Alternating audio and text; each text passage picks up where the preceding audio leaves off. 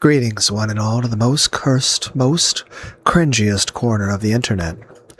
A YouTube channel content creator actively alienating everyone in both the analog and digital world. Welcome and good evening, you wonderful dice of all alignments. I am Lunar D8, the lunatic angel, your tsundere streamer who doesn't stream. We're reading more TV tropes for Umineko. Bah! Yep, OBS Gen seems working just fine. Let's hop into it. Let's see. Demons and furniture. These are the magical beings, pieces on the game board of Umineko when they cry, which the game master can use in order to obscure the truth of the game board, or guide the meta-characters to reaching it. Since the battler's goal is to disprove magic, most of these characters are his enemies. Marriage Sorcere's Servants. Renove. I see, to shake hands with you, battlers, I must create a fitting atmosphere in a suitable location, and exchange sweet words and physical language with you that rings true to your heart. When the opportunity arrives, I will prepare that location, you know. I also love those kinds of situations. One of Beatrice's 72 demon servants, ranked 27, and the head of Beatrice's set of furniture. He usually attends Beatrice directly, and so his combat abilities aren't explored until episode 4. From an anti-fantasy perspective, he is Genji. Oh. Right. Keep forgetting. Gape. But only if he's hot. Another one of Beatrice's demon servants. Ranked 33, cheerful and rather arrogant, she is quite good friends with Beatrice and apparently a bit of a fashionista. Oh, so the original person playing Demon Souls, or Fashion Souls.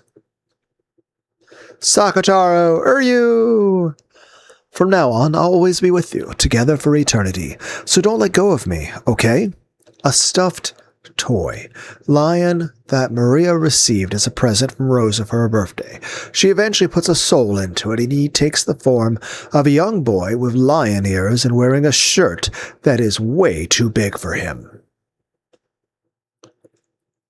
The Seven Sisters, and articles of furniture who serve Beatrice, each arises to kill those who are guilty of the sin she represents. Lucifer of Pride, the eldest sister.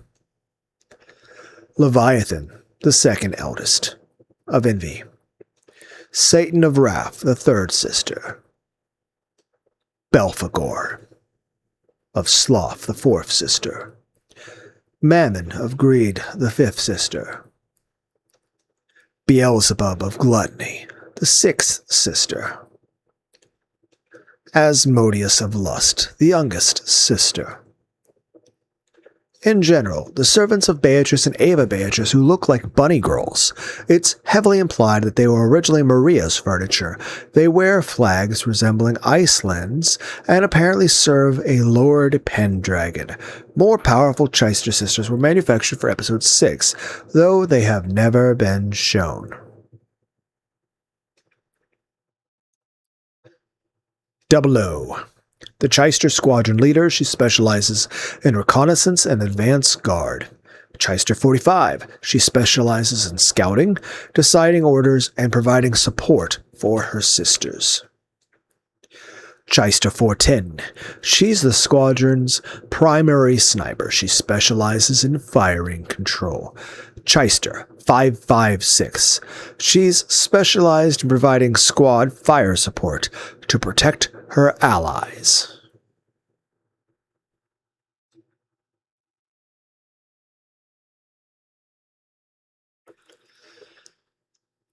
Eisern Jungfrau. In general, these three are members of Eisern Jungfrau, the 7th District Repentance Agency of the Great Court of Heaven. They use Nox's Decalogue in order to bring heretics to justice. They serve as furniture under Erica. Delhonor A. Knox, the head inquisitor. Gertrude, an assistant inquisitor and first-class minister, tasked with aiding during interrogations and hearings. She is assigned to use barriers to prevent the target's escape. She is Cornelia's senior. Cornelia, an assistant inquisitor and third-class minister. The Beatrice sisters, both.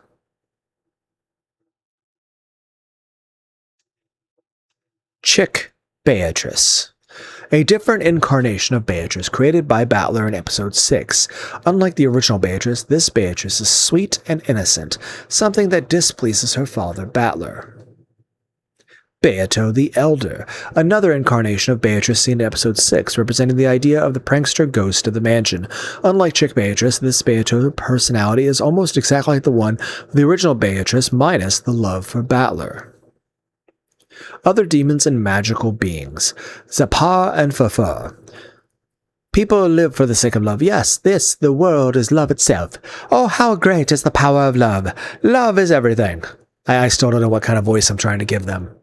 These two are also demons from the Ars Goetia, ranked 16 and 34 respectively. They are different genders. Zapar is the hunter of the love who bestows an ultimate defensive barrier of immortality upon the contract, while Furfur is the trainer of love who bestows an endless and inexhaustible offensive power upon the contract. They primarily serve as a Greek chorus for episodes 6 and 7.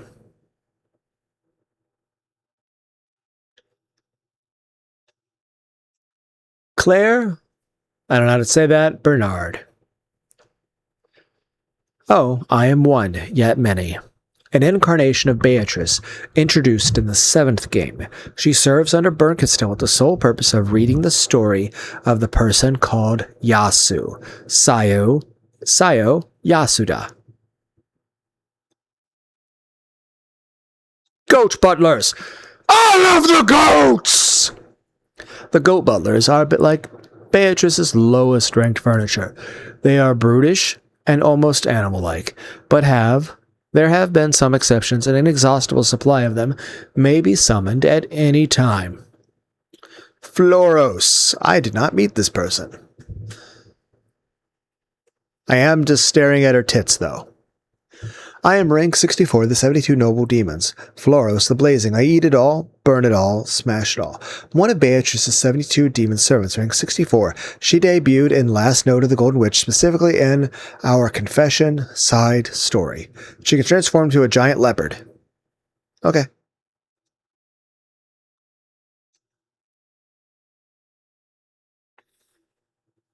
Other.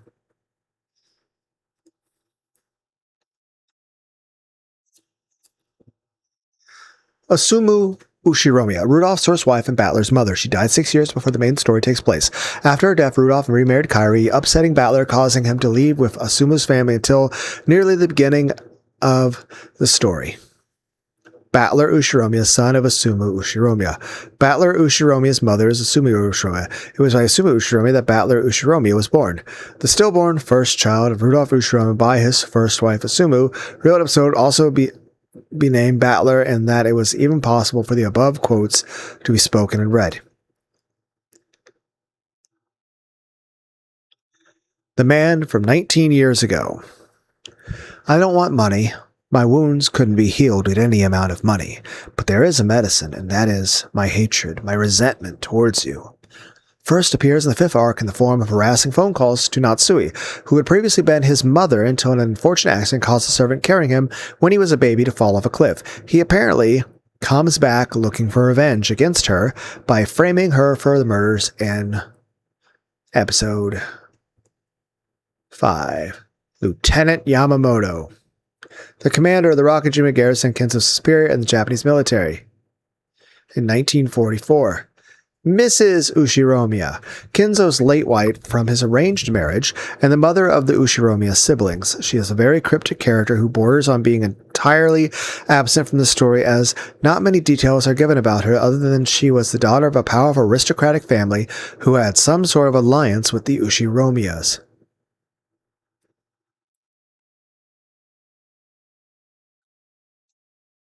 Maria's father, the mysterious man with whom Rosa conceived her daughter, and from whom she was soon abandoned after he having immensely indebted himself.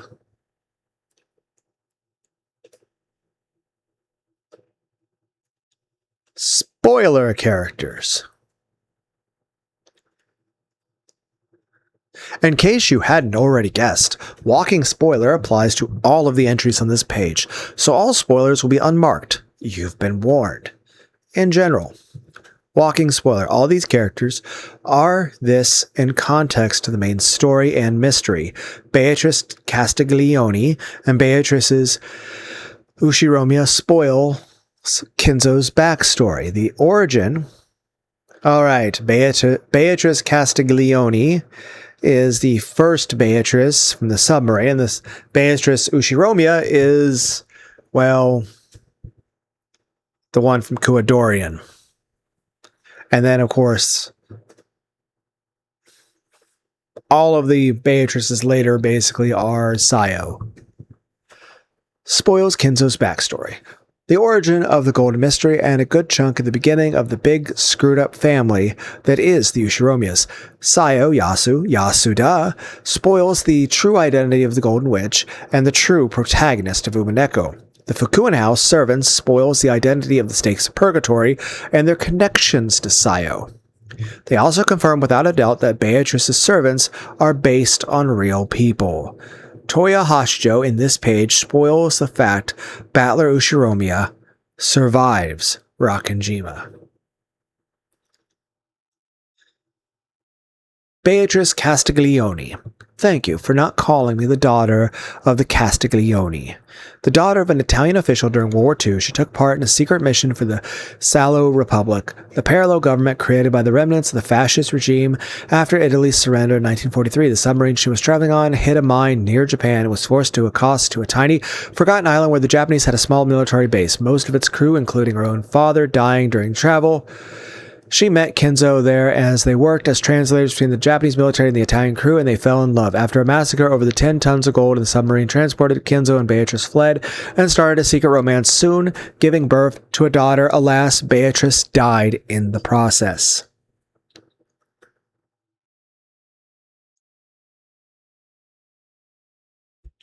Beatrice Ushiromiya, the Kuadorian Beatrice. Everyone calls me Beatrice. That's apparently the name of a great witch, but that's not what I am. I'm just a human. Who am I? Why was I given this life in this world? Will I live in this mansion my whole life? Kinzo's illegitimate daughter with Beatrice Castiglione. After her mother's death by childbirth, Kinzo's grief made him delude himself into thinking that this Beatrice was the former's reincarnation. However, in 1967, she fell off a cliff upon finally leaving the Kuadorian mansion with a young Rosa, splitting her head open on the rocks below and dying instantly. As it turns out, in the same year, Kinzo had had a child with her through rape, not long after her death. Kinzo gave her child to Natsui for her to raise due to her inability to produce an heir. The child would either be shoved off a cliff themselves by Natsui and grow up to be Sayo Yasuda, or in the one very rare possibility, be accepted by Natsui and grow up to be Leon Ushiromiya.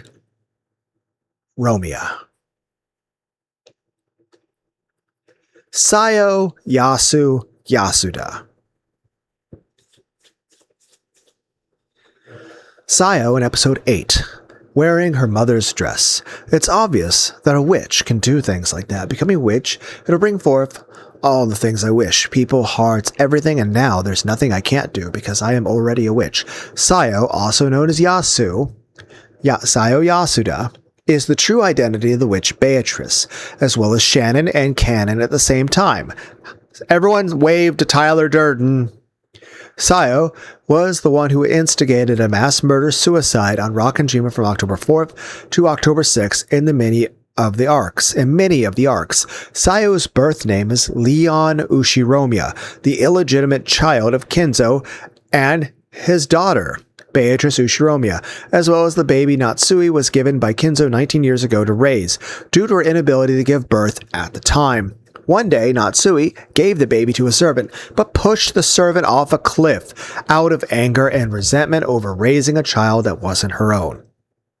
The servant died, but the baby managed to survive by a miracle, although with a major abdominal laceration that damaged the baby's sexual organs.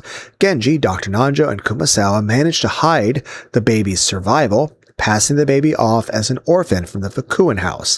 When Sayo was still very young, Genji arranged work for her at the Ushiromiya estate as a servant in the hopes that this would allow Kinzo to bond with her as a parent without Kinzo committing incest with his own child once more. In the real world, Sayo planned the murders and wrote the message bottles containing the descriptions of them. In the official Twilight of the Golden Witch manga, it was confirmed that the epitaph was solved by the adults before Sayo could carry out their plans. Rudolph and Kairi were the ones who carried out the massacre from there. Despite Battler offering her his help to live on, Sayo was still overturned by guilt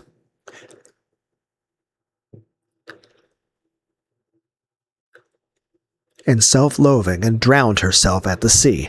The manga goes on to confirm the battles between Battler and Beatrice, since the Legend of the Golden Witch occur after that in Purgatory between Sayo's deceased spirit, Beatrice, and Toya's missing memories, Battler. It should be noted that the name Sayo Yasuda only appears in the manga, not the visual novel. However, the name Sayo is hinted by Shannon, one of Sayo's personas, in the VN's Episode 1.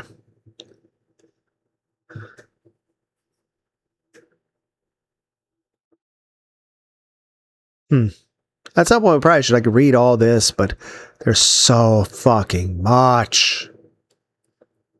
I mean, it is a main character, but this will take eternity to read. Oh, we're still scrolling. We're still scrolling. Oh my god. There's so much. The Fukuen house servants.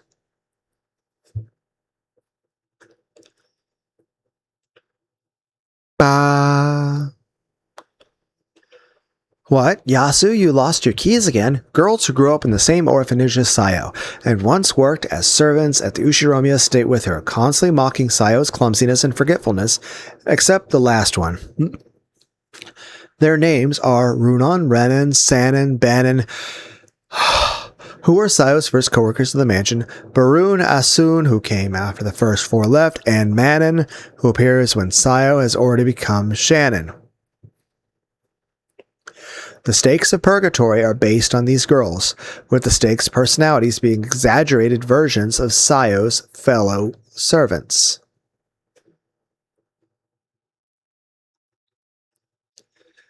Toya Hachijo. 18. When I tried to remember my age, the number that floated inside my head, for some reason, though my mind felt much younger and my body felt much older. A man who was found lying in the middle of the road by Ikuku Hachijo, with no memories outside of his own age. They started to live together, sharing their love of mystery novels, and he gradually gave up on retrieving his memories and started to accept himself as a new person, Toya, the name she gave him. He later remembers his old identity as Battler Ushiromiya when he learns about Beatrice's message bottles, and then writes forgeries of them with Ikuko, which describe events similar to episode 3 to 6. They are published under Toya's name. Let's try to read the stuff about Infinite. Just so much. We're gonna be here for an hour.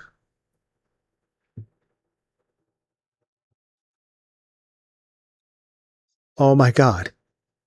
So much. When does this... It's not... When does... Come on. Okay. Wait. Okay, we are at the... Okay, cool. Absence makes the heart go yonder. She wanted to keep faithfully waiting for Battler's return. After he wrote a letter for everyone but her, Sayo decides to move on and starts a relationship with George instead. But her love for Battler never completely fades. Why didn't you wait for me? I thought you were gone forever. I said I'd be back in a minute. The seconds went fast at first. But then they started to drag on. She was there for me. When a couple is separated against their wishes and their love is particularly strong, it is fully expected that they will try to find each other and refrain from getting involved with anyone else. However, sometimes there is actually quite hard to accomplish. This is actually quite hard to accomplish, especially in cases where someone believing their lover will never come back or that they are dead. But unexpectedly, their lover comes back to them, and they are happily reunited. Or they would be if it weren't for a little problem. They didn't wait. Not only did they not wait, but they've remarried. Not only did they not wait and remarry, but they started a family.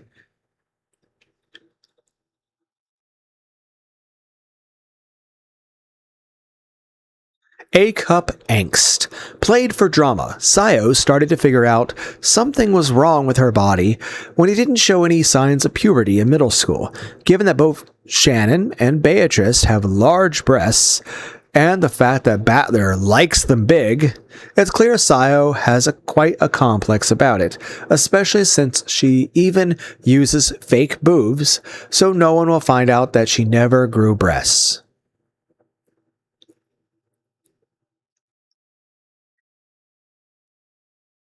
A-cup angst. I mean, I'm not gonna lie, I'm staring directly at them, but I'll tell you this. Don't care. Who a person is, it's definitely still fine. You know, there's a saying, flat is justice, medium's premium, opie is... Just saying this. Yes, giant titties are awesome. But people with flat chests are also attractive. I know this anime. Rosario boobs. Vampire. Rosario vampire. It's not Rosario boobs.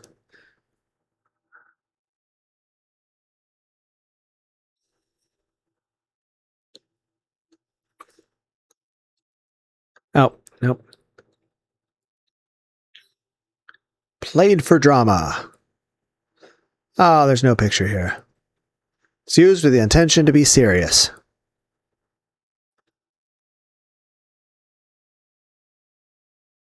Oh, the box. Dipped. Yeah.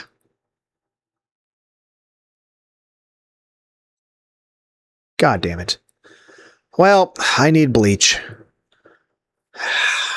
That ruined my day. Adaptation expansion. The manga lays down explicitly all of Sayo's inner issues and the thought process that led her to her final choice in the form of another message bottle tied confession of the Golden Witch that was found by Ikuku and Toya. The VN, on the other hand, only exposed a part of it and encouraged the reader to go through the story again and try to figure out the rest themselves. The movie follows the book, sort of. You can imagine a cute balloon inflated into a zeppelin. This is the complete opposite of compressed adaptation. It occurs when a short, very simple tale is adapted into a medium with much larger space requirements, such as film or serial television. To meet the size requirements, the storyline will have to be padded with some new stuff. Sometimes filler is good, sometimes it's terrible. Ask Naruto fans. Okay. Adopt a servant. A complicated example. Sayo is the illegitimate child by rape of Kenzo and his own daughter Beatrice II. Originally, Kenzo had the intention of making Leon/Sayo the legitimate heir of the family by having Kraus and Natsui adopt her. However, Natsui pushed a servant holding Sayo off of a cliff, and the servants who knew she survived hid her out of fear Kenzo would sexually abuse his child again.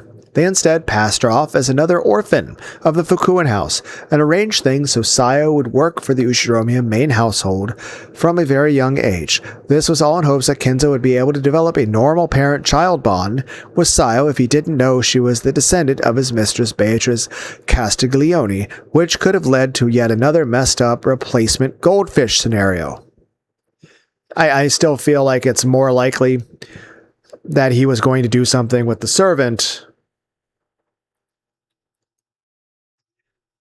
Afterlife angst. So I feel like that could have gone really bad too. Replacement goldfish.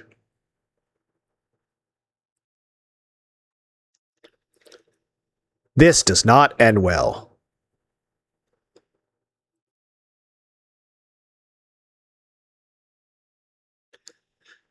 It's a cliche and truth in television that when a parent finds that their child's goldfish or other beloved pet has died, they'll try to replace it with a new one and pretend the original pet never died. The replacement goldfish trope is when a character follows the line of thinking to fill in the emotional void of a loss they've suffered. In realistic settings, this could be an orphan taken in by a parent who has recently lost a child to death, relocation, etc. In a sci-fi setting, the typical trope is a lonely scientist who creates a robot, android, artificial intelligence, or clone in the image of the deceased. Often it's a robot girl or robotic spouse or robot kid. In the case of a dead child, work authors. If the new goldfish is unlucky, they constantly live in the shadow of the dead person and feel they can't measure up, which can also be a secret disappointment or of the mad scientist. You're abandoned for months at a time. Gone to plunder couldn't that be Carthagenia? Carthage? We'll be back in November. Leftovers in the fridge. Every superhero needs a tragic family story. Spider-Man's parents died. Dead. Batman's parents murdered. Superman's parents exploded. I actually had the best requirements. A stunningly large number of heroes and their coteries are lacking in the parent department, either through death or in that they are just not talked about, even if both parents are alive.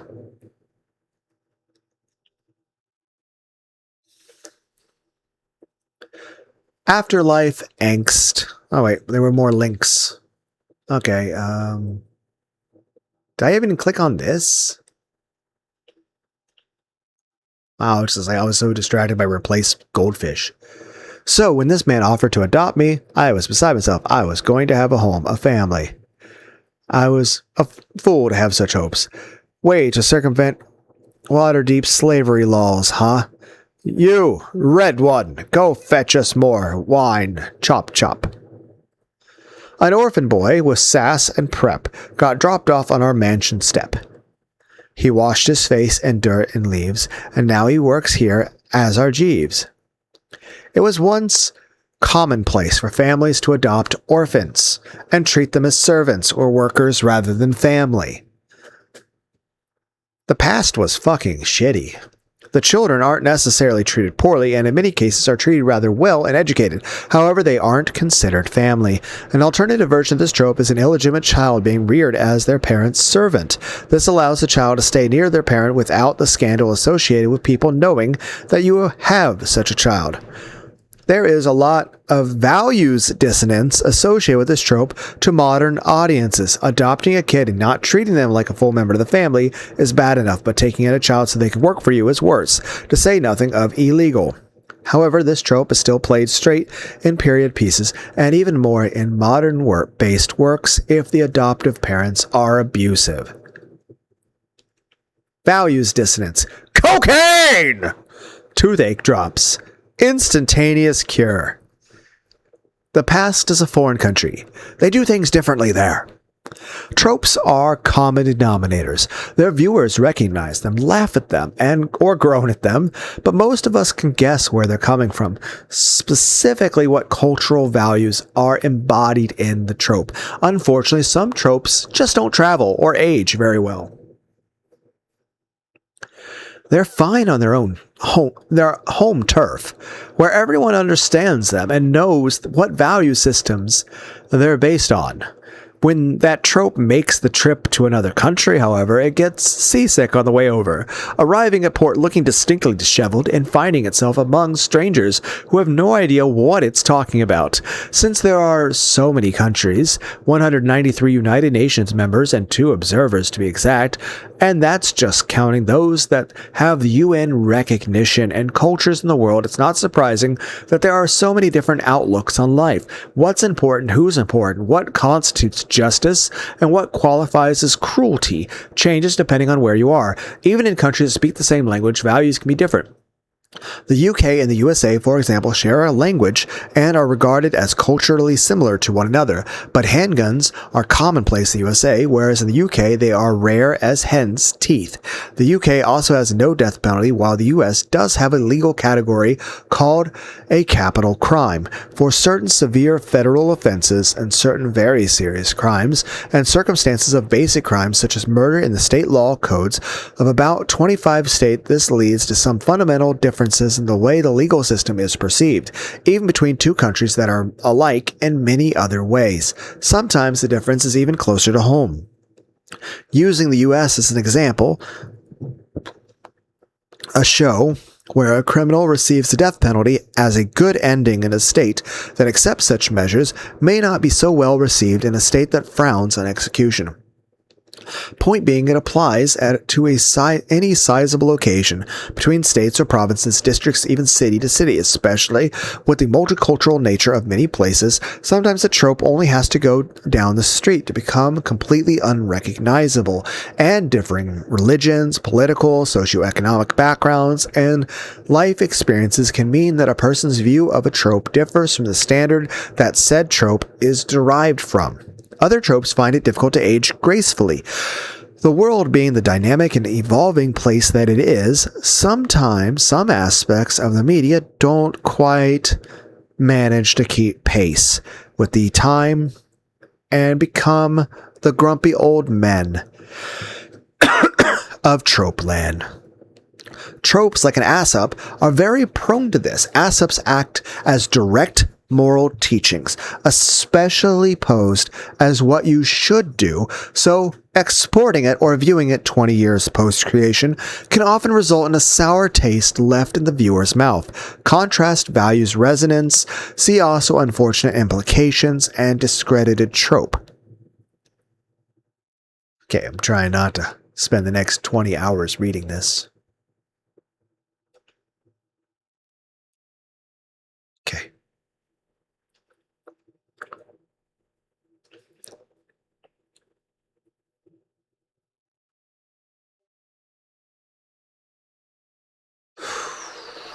It's going to be a while, guys. Okay. Child by rape. A subtrope of rape as backstory, relying on inverse fertility law, namely a rape victim, or less commonly the perpetrator, if the rapist is female, conceives a child from the encounter. In fiction, children conceived by rape are sometimes considered to be tainted, especially in horror movies, where they often grow up to be either deformed bastard killers or straight-up monsters. However, equally common for a fictional serial killer in the horror genre if they are conceived via rape, for their conception to be used as a Freudian excuse, as if either their upbringing or the idea that the rapist somehow managed to inject evil into their DNA led the serial killer character to murder. I think it's more so the fact that it becomes traumatizing to the individual learning about it, and also the circumstances that led to that probably, alter the nature of the childhood. So even during the time in which the child wouldn't know about that, I feel it would also impact the way a lot of things in terms of... Why did I read this as King Koopa? Like it's a fucking Super Mario Brothers thing.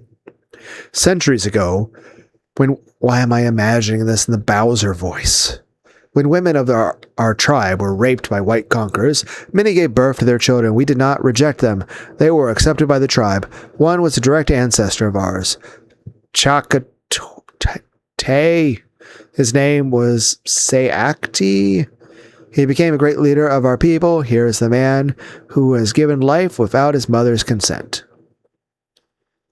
And of course, not only is this so long, but then you have all of this. Like, that's just TV tropes, never ending.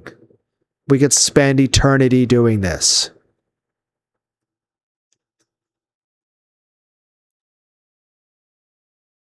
Parental incest. Oh, my poor son husband. For your poor what?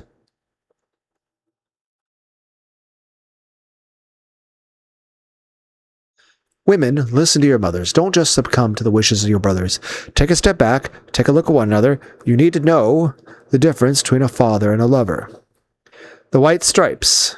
something often depicted in media as much squick. Why can't I say this? Then the brother-sister incest, twincest, or kissing cousins is incest between parent and their child. Sigmund Freud had a lot to say about the Oedipus complex. I can't remember who wrote that. I remember having to read that in English class back in that was eternity ago. Let's see, where were we? Afterlife angst. Sayo double subverted. Sayo did get what she wanted by triggering the Ushiromiya family massacre and dragging the souls of everyone to her golden land where they're free from their miseries. However, Sayo still died full of regrets over the deaths she felt responsible for and tells a suicidal Angie that there is no happiness nor a future for any of them in the land of the dead. Sayo then encourages Angie to live a happy and fulfilling life so she doesn't end up like her. Afterlife angst. If you're frightened of dying and you're holding on, you'll see devils tearing your life away. If you've made your peace, then the devils are really angels freeing you from the earth. Death of a loved one is a very serious reason for angst. People often cannot accept this fact and move on. But what about the dead people themselves? In fiction, it sometimes turns out that they have angst issues as well. God damn it.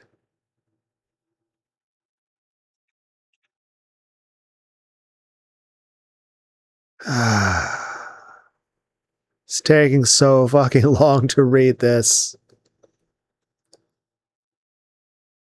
Double subverted. And sometimes there's a third, even deeper level, and that one is the same as the top, surface one, like with pie. Hey, little pussy, what you here for? A squirtle, sir? Well, not if I get it first. And then he took my wallet. Fiji cats, double subverts, welcome to the big city. A subverted trope happens or seems to happen, and then that subversion is subverted within itself. These let a writer eat their cake and have it too. Get the trick of a subverted trope without abandoning the plot furthering nature of the trope. It is more frequent when the subverted form of the trope is very common, almost a trope in itself. So the second subversion really does subvert an existing trope. It is possible to triple subvert. God damn it. And so on. See zigzagging trope. See playing with a trope for a comparison. This page contains unhidden spoilers. Caution advised. Let's just look at the first anime one. Bleach. Ishin training Ichigo in the precipice world, letting him learn a dangerous forbidden technique. They could only do this because Aizen destroyed the cleaner that goes through the precipice world. Seems to be nice job fixing it, villain, but Aizen said that he planned that so Ichigo could become stronger. Ichigo went even further, ascending to another state of being, making his Ryatsu undetectable by normal Shinigami and letting him shrug off attacks that would have decimated Ishin or Urara. Nice job fixing it, villain, indeed. Zamari invokes this when he enters Resurrection. He states Bakyu quickly moved out of the way, thinking he was going to mount an attack, only to find nothing. Then he shows the true danger of his power. Death Note! Miss Amine initially subverted the wangsty, nihilistic loner goth stereotype by turning out to be a cheerful, enthusiastic, perky goth with a successful career as an actress/model. It's only later that we learn the complete and total nut job she really is. Psycho for hire, love makes you evil, acts crazy, yandere, perky goth.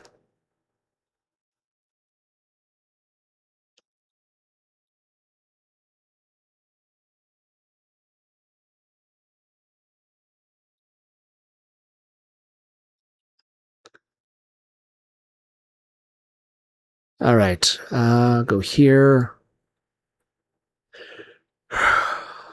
Right, there was something else I was wanting to read off that. What was it? Oh, right, subverted trope. Oh my god, the picture's so small to lean in. That cloud looks like a guy ditching his boring friend. Ice cream for two? What a thing to do. Oh, hey, it does. I got us ice cream cones. In other words, the story does not trick the player. It is the player that tricks himself. Hideo Kojima! Basically, this is playing bait and switch with a trope. A work makes you think a trope is going to happen, but it doesn't.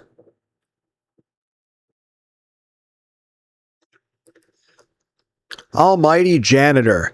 Upon solving the epitaph, Sayo technically became the next head of the Ushiromi family and the owner of the 10 tons of gold, but she'd rather prefer to keep a low profile as a servant over the burden of all that responsibility and all the grudges of Kraus and Natsui if they learned that their expected positions were suddenly snatched away. Honestly, that would have been a better choice than, the mass murder suicide thing.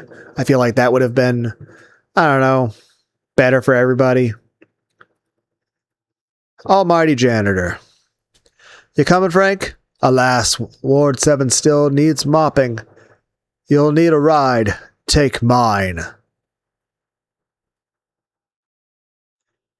Some works of fiction live and die on rankings. The characters have their own power hierarchy, but usually you find that each character's power level is consistent with their rank. And then there's the Almighty Janitor. The Almighty Janitor is the character who is near the bottom of the scale in terms of rank, but is at the top of terms when he can actually accomplish. Maybe he screwed up in his past, maybe he's pissed off the higher-ups, bang ever since.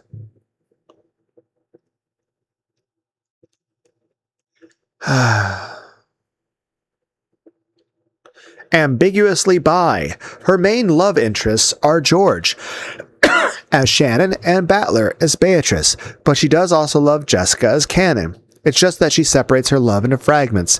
Plus, she's more or less starts the relationships more because Jessica admitted her crush on Cannon and Shannon in private. Although her feelings for all three are still very much real, even if she has a tendency to only ship the three personas in heterosexual couplings. What do you want to do? You want to go to the beach? No, maybe wait. I'm straight. I mean, I'm mostly straight. Let's grab a coffee. No, let's just have sex. Oh, this feels so great. I gotta go cook this. Married, but if I wasn't, who am I kidding? You're out of my league. Bob's Burgers. What? Romantic relationships, sex, and romantic and sexual attraction are staples of fiction. And unless you're dealing with asexual and aromantic characters, or a no-hugging, no-kissing setting, characters will express at least some desire for it, the vast majority of the time. Male characters are attracted to women and female characters are attracted to men. There are some homosexual characters, and very rarely you'll get a bisexual character, unless there's a male/female character who doesn't express interest in women/men, but does seem to show interest in people of the same gender as themselves. They're ambiguously gay. Then there are characters that seemingly show romantic and or sexual interest in people of multiple genders. They're ambiguously bi. But how is that ambiguous? That's just straight up being bisexual. There's nothing ambiguous about it. It's just like, oh, I remember this. No, wait. Wasn't that Mad TV? That's not Saturday Night Live. I'm pretty sure that was Mad TV. Oh well. I'm pretty sure no one out there remembers Mad TV other than me. I went too far backwards. They went too far. I'm like referencing is that Pablo Francisco? I don't remember. Ambiguously evil. The fact that Sayo can even be labeled evil depends on the viewer's viewpoint and value system. Pleased to meet you. Hope you guess my name, but what's puzzling you is the nature of my game. These are the characters whose moral standing is kept in the dark. Maybe they work for the Big Bad, but didn't do anything really evil themselves. Perhaps they're wild cards. But one thing is for certain, until they do something truly heroic or heinous, which may or may not happen, which would remove such ambiguity, placing them is a waste of effort. Sometimes the writers will deliberately leave it to the audience to decide their true colors are. Attractive bent gender. Sayo is very androgynous looking and is considered attractive either as a woman or a man. Both Shannon and Beatrice are seen as very beautiful women, and Cannon is such a pretty boy that all the girls at Jessica's school fawn over him.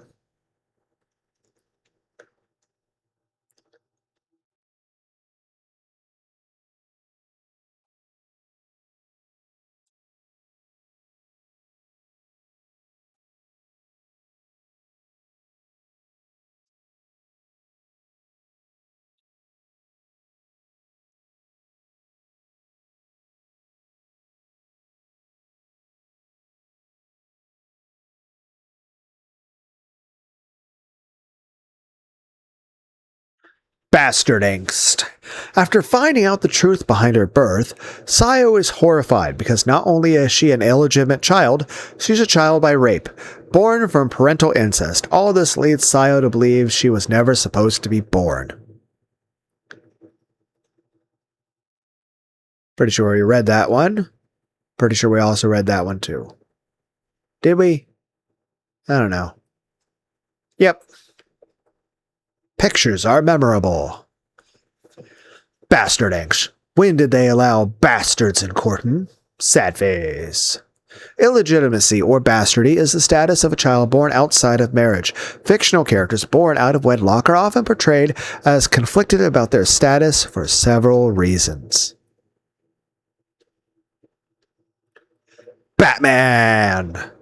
Batman Gamut. Sayo's entire plan with the epitaph boils down to one of these. All of her schemes rely on the members of the Ushirami family, especially the four main siblings, giving to their various worst impulses and fatal flaws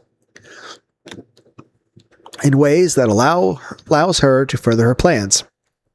And if they somehow don't, her various co-conspirators are meant to give them a nudge in the right direction. However, said gambits have more vulnerability to failure than you usually get in these. This is justified since a part of Sayo wants the plan to fail and to be found out. In the real version of events, her plan failed specifically because Ushirami siblings defied all expectations by actually being able to put aside their differences and work together in solving the epitaph, a scenario which Sayo had considered a possibility, but also had written off as extremely unlikely due to the absolutely massive sibling rivalry at play between them. Ironically, said collaboration between the siblings proceeded to fall completely and messily apart the moment the gold was discovered, resulting in a massacre, albeit one that was outside of Sayo's control. I mean, we could have not put the loaded guns in front of, I don't know, people that don't have self-control, I guess. Batman! I have to lean in to read this. Arms and legs chained, my belt gone, head dizzy from blood rushing to my head. I had no way out other than convincing her to call you. I knew your massive ego would never allow anyone else the honor of killing me. Though, I have to admit, she came a lot closer than you ever did. Batman got the Joker to save him simply by counting on the Joker to be himself. Predictability has always been the sidekick I don't talk about. A plan that revolves entirely around people doing exactly what you'd expect them to do. This trope relies heavily on flaw exploitation, manipulating.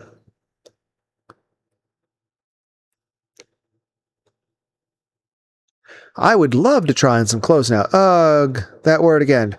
I would love to get a discount. My lovely good man, just take it.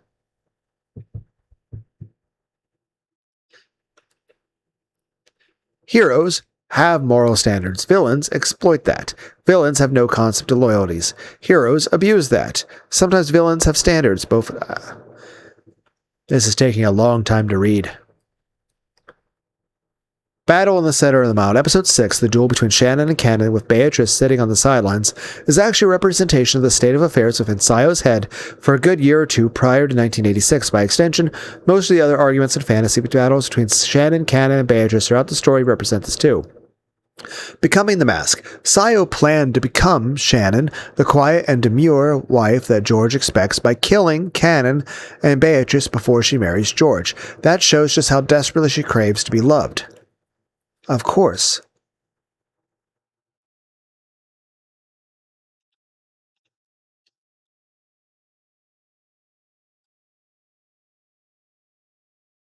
Humans need affection, physical as well as verbal, to thrive. This trope is about characters who have been deprived of affection for so long that they desperately crave it. Hmm. Can anyone relate to that at all? I don't know.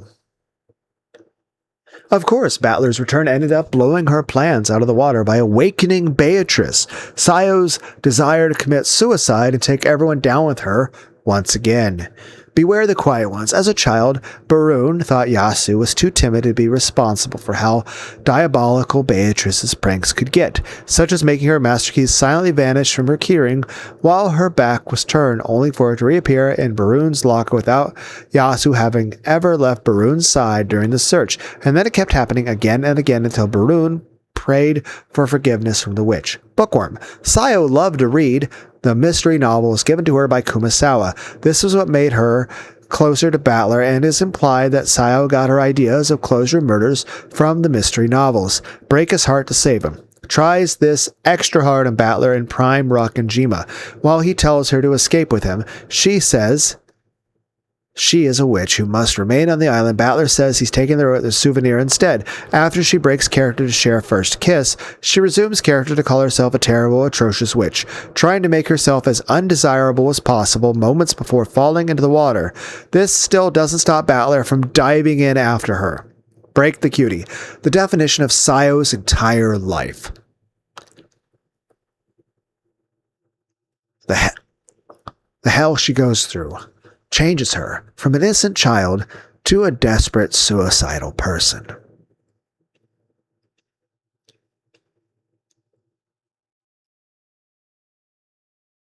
So you've got someone you deeply care about who cares about you just much. However, you know the two of you cannot be together, but it takes too long to read everything.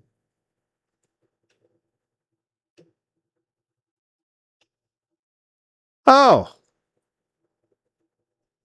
phase one, naive every girl. Phase two, heroic blue screen of death. Phase three, despair event horizon. You guys remember the movie Event Horizon?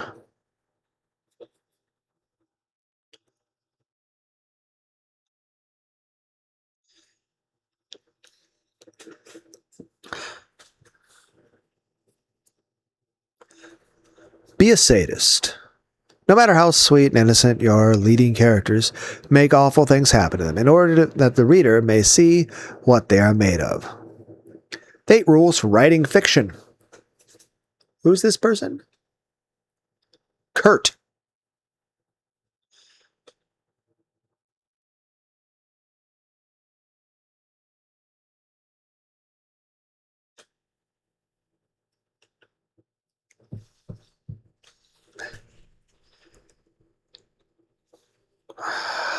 Like I said, it's part 4 of Infinity because we could be doing this forever. I could always come back to this at any time.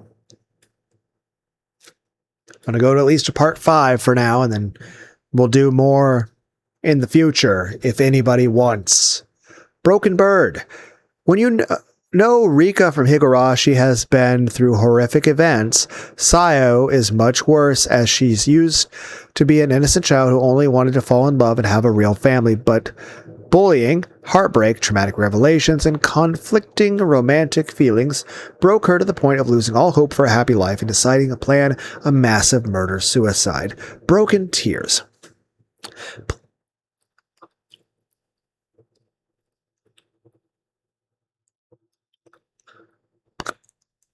Plenty of times during Confession of the Golden Witch, first when breaking down from the stress of lack of development of her body, Battler's absence and her massive loneliness, then when Sayo breaks down after learning the truth of her origins and her body, also when writing down her murder plans becomes too much for her.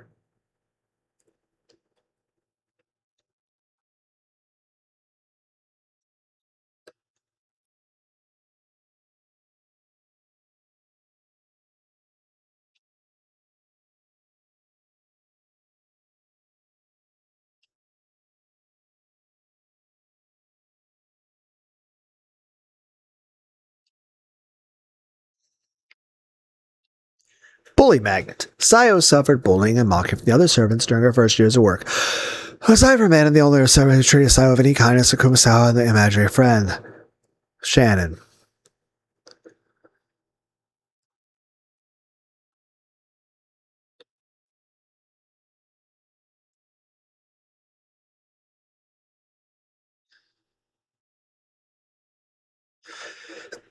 The butler did it, essentially, albeit she was also secretly head of the family this entire time, but acted in the roles of her two servant identities to preserve the illusion.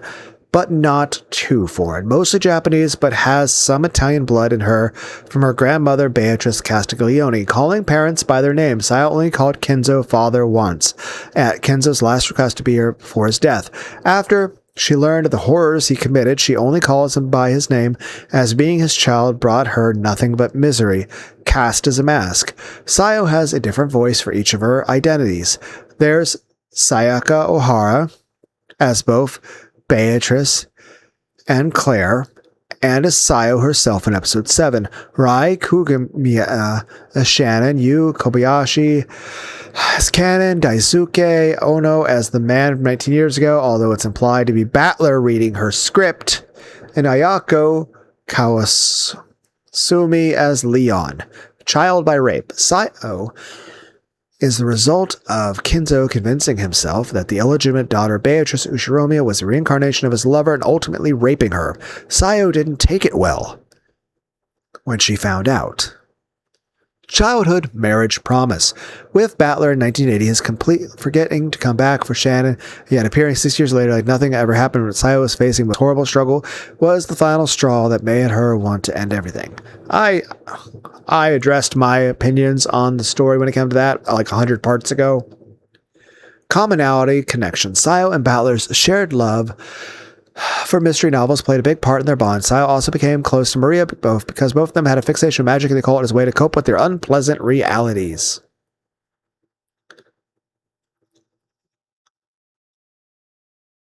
Hey, I'm not proud of it. It was the only thing. Job experience.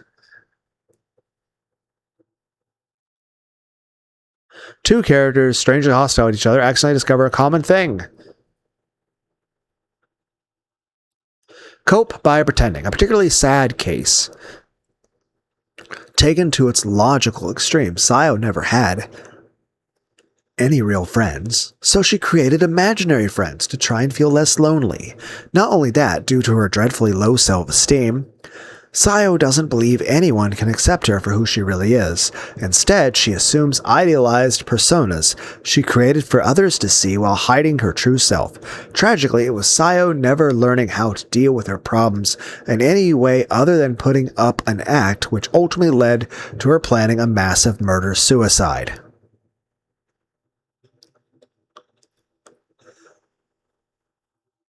A character is currently in a very stressful situation and may or may not be alone. It might be that they're dealing with the loss of someone dear to them, an event that traumatized them, or maybe the apocalypse has begun and life has become a daily struggle to survive. As a means of coping, they quite literally pretend that things are not as bad as they are, perhaps by making up imaginary people or pretending that in between scavenging for food and running from monsters, the morning paper is still running. It could go as far as pretend that the event that hurt them so never happened at all. Cope by pretending usually comes in two forms, aware and unaware. Someone who is aware that they are coping by pretending knows how bad their situation truly is and knows that pretending is just that, but it just makes things easier. So they keep doing it. Someone who's unaware that they are coping by pretending are most likely dealing with sanity slippage or are experiencing some other psychological issue. Coping by pretending in this case might be a sort of defense mechanism. Related tropes are crocodile tears, deliberately accepting a lie, faking amnesia, obfuscating disability, obfuscating insanity, obfuscating stupidity, playing drunk, playing sick, Stepford smile, Stepford snarker, wounded gazelle gambit, and that they pretend to have amnesia or insanity, illness, etc., coping with problems. Usually by escaping responsibility is one of the reasons they may do it. A character who is coping by pretending specifically due to being alone and is unaware that they are doing so, probably gone mad from the isolation. See also cope by creating. Sad clown, which refers to a character suffering from something despite being plucky comic relief, is not synonymous with cope by pretending. Their humor may not be done deliberately out of the desire to cope with their problems. When considering the 5 stages of grief, someone who is coping by pretending is stuck in the denial phase. In the dreaming stage of grief, is a subtrope. Compare the trope through enough eyes of madness, is which work is shown through the eyes of a character with questionable stability, thus making it unclear what is and what isn't happening. Maybe a reason behind an imaginary friend if the person imagining the friend has no friends can lead to mummies at the dinner table if the person convinces themselves that the one they are grieving is still alive. See also magic feather, which a character copes by pretending or believing that some neutral object has the power to help them overcome their problems. Related to the placebo effect in that believing something will make you feel better may have a limited ability to actually make you feel better.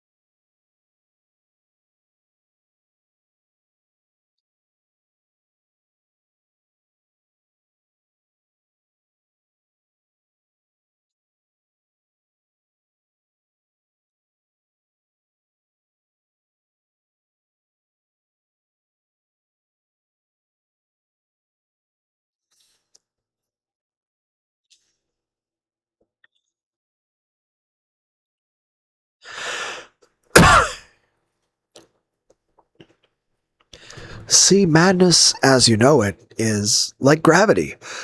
All it takes is a little push. A character has been a bit off for a while now. Maybe they just haven't been themselves. Maybe they've been struggling with who or what they are.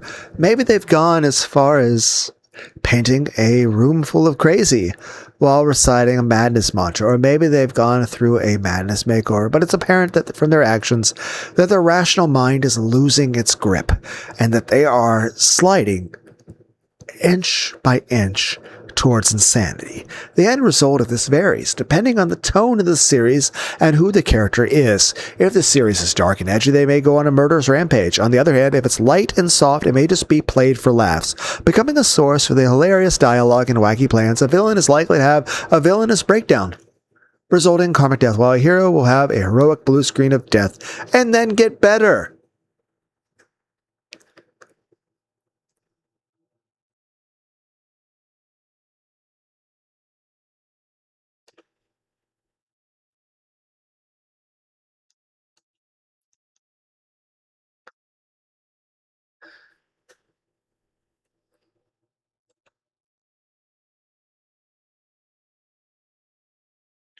The corruptor, despite caring for Maria greatly, once Sayo's mental state starts deteriorating, she quickly becomes a poisonous influence on the young girl, starting with teaching her black magic to cope with her problems and eventually escalating into making her an accomplice to her murder-suicide plans.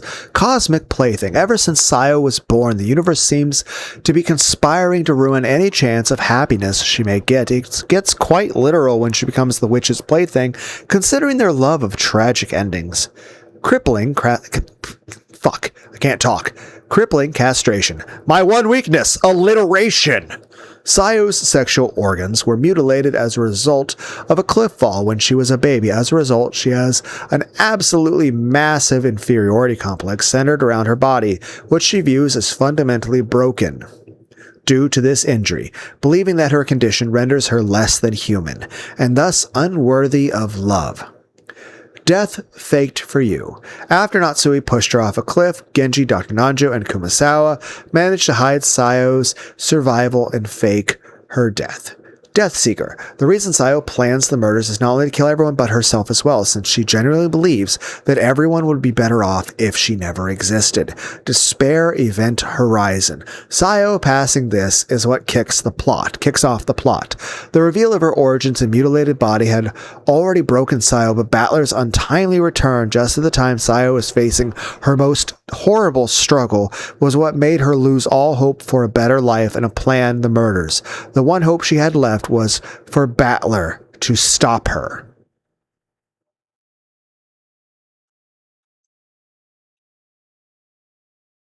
What were the past 30 years of my life even for?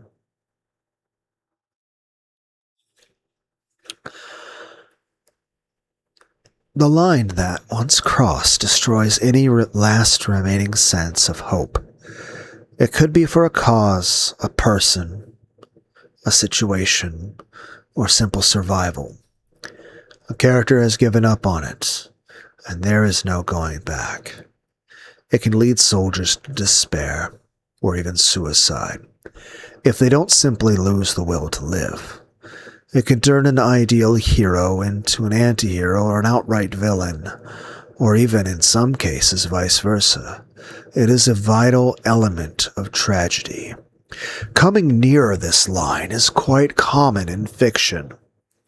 Frequently at the end of the second act or the 45-minute mark of a drama or the first hour of a film, the protagonist comes dangerously close to the edge before a rousing speech or deus ex machina or the like comes along. It makes for a downer ending if the protagonist does fall over the edge. Frequently, this is when the "what you are in the dark" test hits him.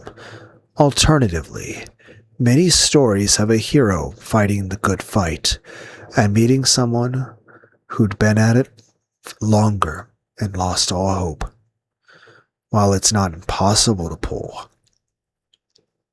someone from beyond the edge, it usually requires persistence, bordering on insanity or an outright miracle to get through to them in such cases.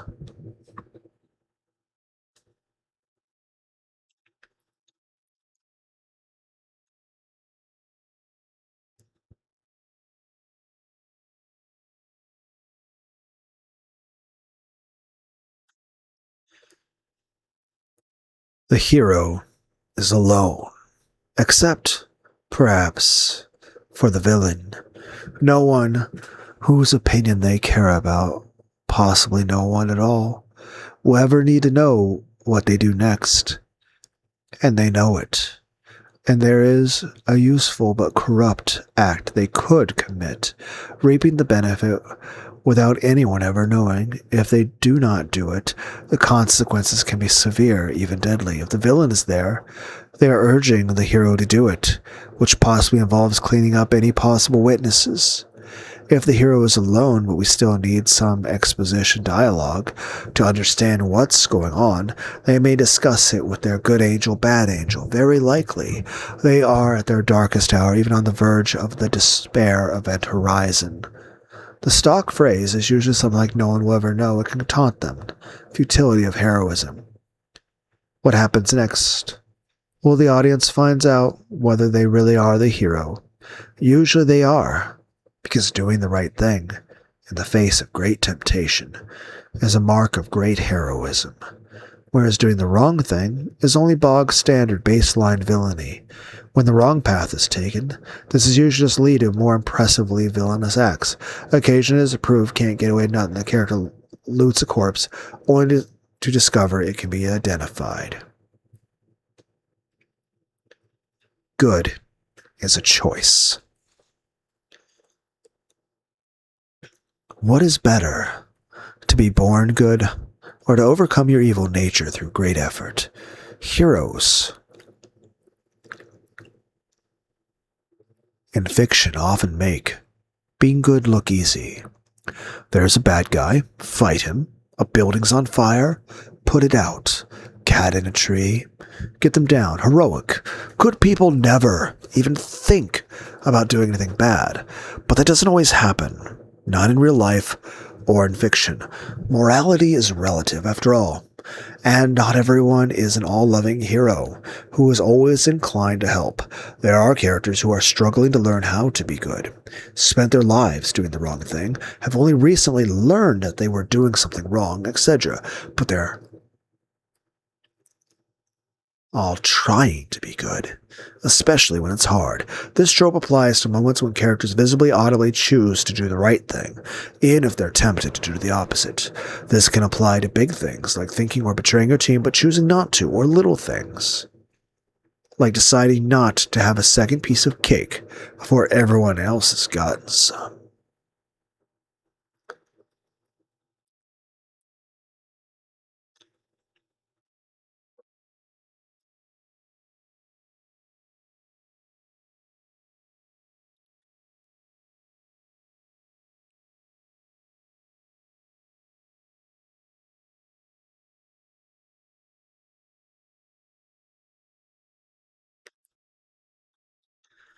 Desperately craves affection, so desperate that over the course of her life, Sayo seeks love from three different people while under different identities. The problem is that even if she shares a mutual love with someone, she feels that this love is eventually doomed to failure due to her body being unable to have children as a woman and unable to perform as a man.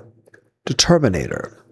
In the true events of Rakanjima, Sayo was lying on the ground, bleeding heavily from being shot by Kairi, but still ran around the island in order to rescue Battler, and she succeeded, even though she ended up dying herself by suicide when Battler tried to take her with him. The Ditherer. Perhaps Sayo's greatest flaw is her unwillingness to face any sort of unpleasant situation and how she avoids making decisions out of fear of negative consequences. Sayo was always too afraid to actively do something about her situation, only pretending that nothing was wrong or letting others make the decisions for her. It was this very indecisiveness that led her to make the game in the first place. All of Sayo's conflicting feelings left her without knowing what to do anymore, and she just abandoned herself to fate to not be forced to make a choice. This is something that Sayo acknowledges in the manga, admitting she kept avoiding her problems and never did anything to solve them, which only made them worse as a result. Dream-crushing handicap. In her childhood, Sayo dreamed of someday marrying the man she loves and starting a real family with him, something she never had due to being raised as an orphan. Sadly, she eventually found out that she can't ever have children because of the injuries she got from being thrown off a cliff as a baby. To make it much worse, her boyfriend George constantly talks about wanting to have children after they get married, feeding into Sayo's fears that George will dump her if he learns the truth about her. Driven to suicide. This is the way Sayo died in the real world, by throwing herself into the sea and drowning along with Battler. She is confirmed to have directly died by her own hand in episode 2 and 4, while episode 1 and 3 ultimately leave it somewhat ambiguous, though it is very heavily suggested that she ultimately allowed the bomb to do her in both of those scenarios. Driven to villainy. Sayo planned the murders of everyone in the Ushiromi household because the extreme amount of stress and psychosis caused from the traumatic revelations of her origins and broken body leads Sayo to believe that all hope was lost and death was the only way to free herself and the Ushiromi bloodline from a cursed fate. Dull eyes of unhappiness. This is Sayo's default expression in the closest thing she has to real appearances in the visual novel. As Claire and Beatrice in episode 7 Tea Party, they represent her deep depression and despair. Embarrassing nicknaming. The older maids gave her the nickname Yasu, and Sayo really didn't like to be called that. It doesn't help that the word can mean cheap, as in cheap article.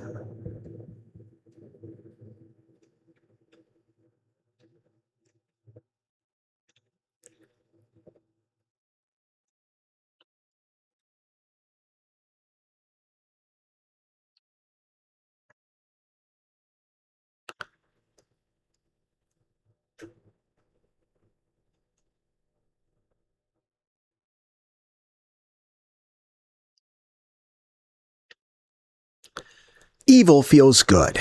In the manga, despite her hesitation and desire to be stopped, she nevertheless admits to feeling a dark satisfaction from planning her murderous schemes. It's probably the endorphins.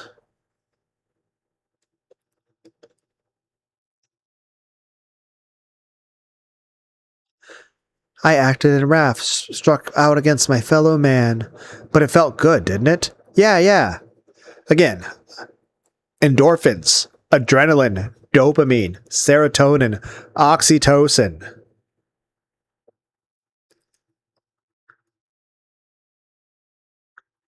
It's more so just, it's a chemical reaction. Or you could just like play a video game. Granted, doesn't help with certain traumas or physical injuries, but in general, it's a good band-aid. But when it's all said and done, a band-aid helps with a scratch, not a severed limb or a gunshot. There are limits to what a band-aid can do. You can't just like stab someone with a chainsaw and then give them a Hello Kitty band-aid and a Flintstones chewable vitamin. I mean, don't get me wrong. A Flintstones chewable vitamin is good for your health. But it does not fix majorly traumatic things, physically or emotionally. Again, don't get me wrong, a Flintstones chewable vitamin would be good for you. It overall will improve your life. But not enough to like cure a gunshot wound. Or, crippling depression.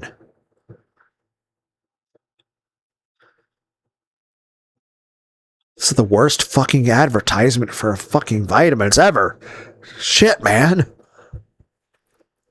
Way to give a fucking pep talk, Lunar. I'm trying. Fuck you. Damn it. Expository pronoun, a complex example as she created multiple personas and thus has various incarnations in the story, each using a different pronoun as herself, and as the other servant Shannon chooses watashi in the normal female pronoun, as Beatrice uses the archaic regal pronoun wara wara. Great, I just made drunk Pac-Man. To give her an elegant and haughty vibe, Ken in the meek and gloomy boy persona uses Boku, and as Claire in episode 7 she uses the formal Ware to give a theatrical effect. Extra digits! The manga reveals that, like Kinzo, Sayo had polydactyl, likely a recessive trait that resurfaced from Kinzo's inbreeding with his own daughter, but her extra toes were surgically removed and only a small scar remained. The Faceless. In the visual novel, Sayo doesn't have a sprite in episode 7. This is confirmed by Ryukishi to be an attempt to obscure her real identity as Shannon. In universe, she's only seen through the characters she creates, so the reader can only imagine what Sayo looks like. Episode 7, manga finally gave her a more concrete appearance by depicting Sayo as a young child with long blonde hair, but this is yet another attempt at obscuring her identity by giving her form more similar to Claire in the manga episode 8. However, she's most often shown with Shannon's appearance. Faking the dead. Throughout the different chapters, Sayo tends to fake either Shannon or Cannon's death relatively early on when the murders begin, and then having the other persona follow not so long after. This is usually done to give herself free rein to move around behind the scenes so she can have her ducks in a row and keep up the illusion that a 19th person is around on the island. She relies on Dr. Nanjo's cooperation to declare her dead in these cases when she is actually playing possum. The Fatalist. She has the right to be, considering the rather crappy hand life has given her.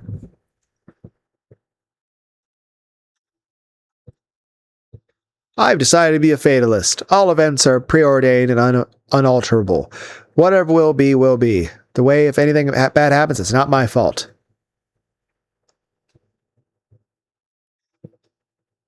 First period panic inverted. The fact that Sayo doesn't ever get her first period causes her to worry that something is gravely wrong with her body. Forgiveness. In episode 8, Sayo is able to bring herself to forgive Natsui for throwing her off the cliff and ruining her life because Sayo already got back at her in the games and Natsui repented for her sin. She's also implied to have forgiven Kinzo by the time she confessed episode 7, as her narration portrays him in a pitiful rather than resentful light. Freudian excuse. The reasons why Sayo plans the murder-suicide of the Ushiromi family are less out of hatred and resentment towards anyone in the family and more of an act of desperation because she can't believe a happy life is possible for her due to her messed up origins as a child born of parental incest and her broken body, making her feel unlovable. In her despair, Sayo can only believe karma of Kenzo's crimes is dragging down everyone in the family, so her conclusion is that she and the Ushiromiya family can only find peace in the afterlife. In the end, however, Sayo knows it's wrong to force her death wish onto everyone and wants to be stopped. Friendless background. Sayo couldn't make friends with any of the kids at the orphanage or fellow servants because of the shyness and clumsiness, so she would usually turn to her imaginary friends to comfort herself. Gambit Roulette. Sayo's plan in the various games have countless possibilities for failure, and she acknowledges this. For example, as pointed out by Willard, the Legend of the Golden Witch, George had ignored Hideyoshi's attempt at stopping him from looking at Shannon's corpse and simply barged in the jig would be up right away. This is actually deliberately invoked as Sayo's plan due to her hoping to leave the fate of herself and everyone else to destiny. These are the three possible outcomes for her, just like an actual roulette. Either Sayo succeeds in the murder and successfully bombs the island, creating the Golden Land as Beatrice, or she's either caught or stopped before the end as Sayo in the rarest scenario, the zero on the roulette, as represented by Canon, and she simply cracks under the pressure and confesses to everything, aborting the murders.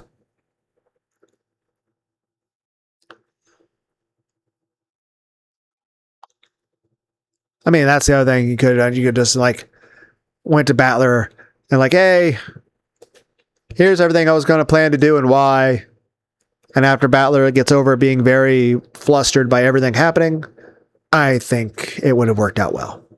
Get a hold of yourself, man. Despite grieving for the loss of George and the violent subversion of her plan, she goes back into character's Beatrice to deliver an epic one to Battler after he suffers a heroic blue screen death from witnessing the murder of his extended family to his parents and hesitating to escape. Why are you losing your edge, Battler? Shannon-chan? I am not Shannon, I am Beatrice, the Golden Witch, Ushiromiya. The one way, have you ever seen an eagle curled up, pouting beneath the earth like this? Stan gets up, thank you, to be cheered up by a witch.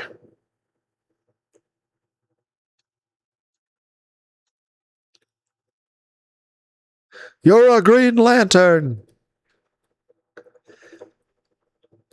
Given name reveal. Subverted in universe. When learning that Kenzo is her father, she also learns her real name, Leon, and seems to embrace it at first, but she never uses it again at the end.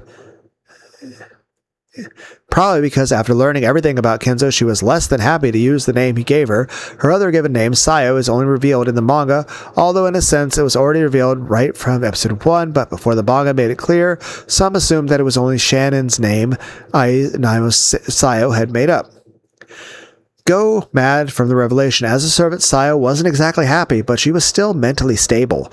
Learning about her, she already had split personalities. I don't think that qualifies as mentally stable. Learning about her origins and the state of her body after having discovered the gold, however, made Sayo broken for good. That's actually when she began to call herself Furniture.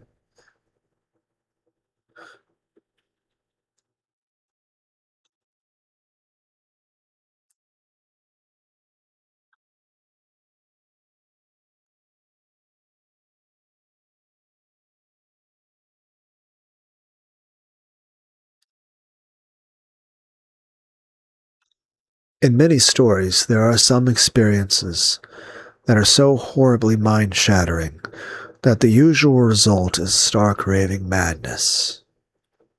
We're not just talking about mundane shell shock here. That'd be the trope called heroic BSOD. Instead, we're talking about a full-fledged freak-out and an identity breakdown if the experience is related to the character's identity, or possibly even as bad as a face heel turn. If you go mad from the revelation, you're going to have some sort of psychotic break.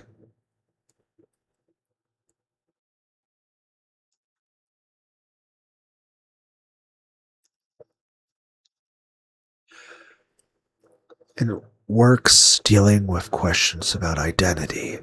Often the climax will involve the protagonist experiencing a full-blown crisis in which they question the life they lead, the roles in society they fulfill, the relationships they've made, and even the authenticity of their existence. An identity breakdown occurs when the sheer weight of these questions becomes too much to bear, or the answer they found challenges their very sense of self.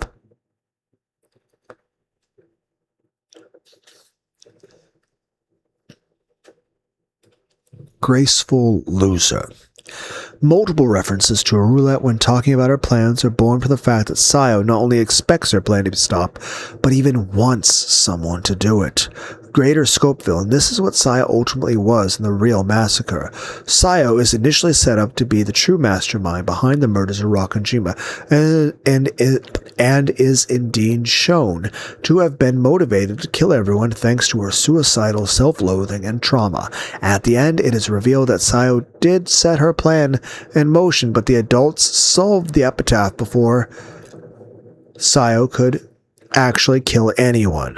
The adults then turned on each other, and after everything fell apart due to a couple of accidental deaths, Kyrie and Rudolph were the ones who carried out the massacre to its conclusion. However, Sayo still created the scenario that resulted in the deaths of everyone but herself, Battler, and Ava, most notably by placing a stack of shotguns, complete with ammunition, right in front of the emotionally charged siblings. Sayo makes no attempts to excuse herself from the fault, and outright tells Angie that she's the one responsible for the tragedy that took her family away from her. Hair color spoilers subverted. To keep the audience from guessing the truth easily, Sayo has a different hair color for every of her identities. Brown hair for Shannon, dark gray for Cannon, blonde hair for Beatrice, white pale green hair for Claire. This has caused confusion about which is her natural hair color in canon, but in the manga it's confirmed that she wears a blonde wig when she puts on Beatrice's disguise, which means her true hair color is close to Shannon/Cannon's. Hates their parent. Sayo felt neutral about Kinzo when the latter lived. After he died, Sayo learned she was born of Kinzo's rape of his own illegitimate daughter, and to make it worse, she finds evidence that Kinzo caused a massacre at the military base. Sayo's feelings for her father turned into utter contempt and disgust to the point of writing Kinzo's gruesome death in her forgeries, as she couldn't stand that a monster like him died in peace. Heartfelt apology. She gives one to Angie in the manga, episode 8. Sayo now fully realizes that her own wish to die and take the rest of the Ushiromi family down with her resulted in Angie being forced to suffer for years because of losing her family and having to hear the public speculate about the Rakanjima incident. Sayo then gives a genuine apology to Angie for not realizing how much pain she had to live in because of setting up the murder mystery game. Heartwarming orphan. Sayo starts as an innocent orphan who wanted nothing more than having a real family. Then Sayo went past both the despair event horizon and the moral event horizon with her decision to just blow up the entire island.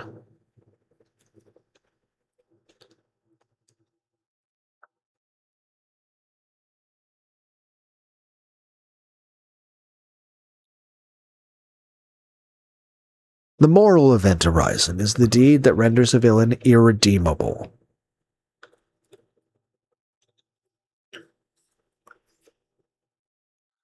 Her own worst enemy, Sayo's intense self-loathing, both drives her scheme, which is essentially an attempt to put them all out of their misery through murder-suicide, but at the same time it also makes her self-sabotage it, as she also wants Battler, or failing that, someone else in the family, to figure out that the whole thing is really a cry for help and stop her, leading her to make it needlessly complicated and full of elements that are left entirely up to chance, hiding behind your bangs. The manga of episode 7 depicts young Sayo as a child whose eyes are always covered by her long bangs. This is meant to make her look different from Shannon and not make it too obvious that they're the same person. Hope spot. Sayo views Battler's promise to take her away from the island so they could be together as this. The fact that Battler completely forgets about it and then comes back 6 years later as a time Sayo is suffering various major issues only drives her further into madness. Again, I've discussed my very long, complicated explanation of that like 100 parts ago. Hypocrite. Sayo was disgusted by Kraus Natsui's decision to conceal Kenzo's death in order to delay the fight over the inheritance for a few more years. She also knows of the deceitful activities of Kenzo's other children and finds them equally detestable. However, Sayo's own crimes and her forgeries are almost completely based on the same kind of lies and manipulations that she despises in the rest of the Ushiromiya family. Sayo believes Kenzo is abhorrent for committing incest with his own daughter, yet she continues being in love with Battler, George, and Jessica, even after discovering she's their blood relative through Kenzo. In this case, Sayo acknowledges her hypocrisy and sees herself as depraved like Kenzo, feeding into her self-loathing. I have many names. In episode 7 alone, Sayo is referred to as Beatrice, Shannon, Cannon, Claire, and Leon. The fact that she uses multiple names, each symbolizing a different role, is actually the key to several puzzles.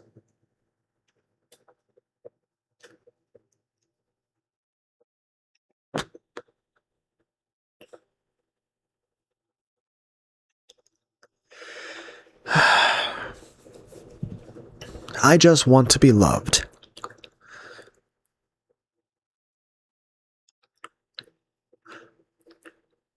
Sayo is desperate to find someone who can love, accept, and understand her completely. However, she thinks it's impossible because of her broken body.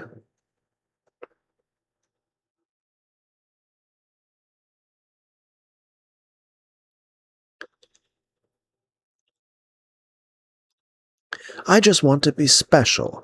The reason why Sayo wanted to become a witch instead of being a servant.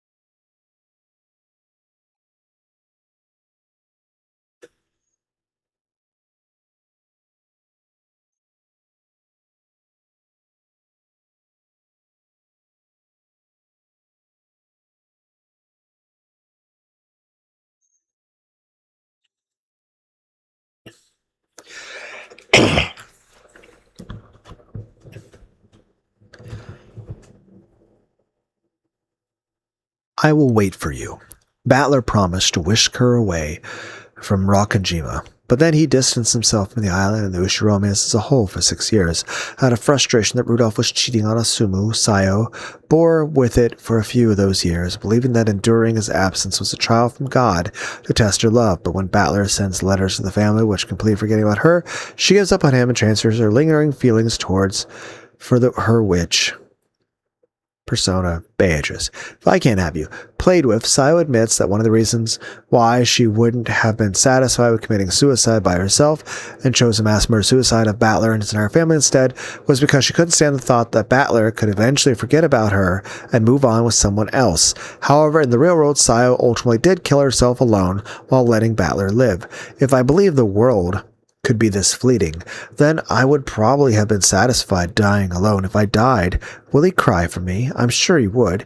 He would cry and cry until his tears dried, and then he'll move on with somebody else, as if none of this ever happened.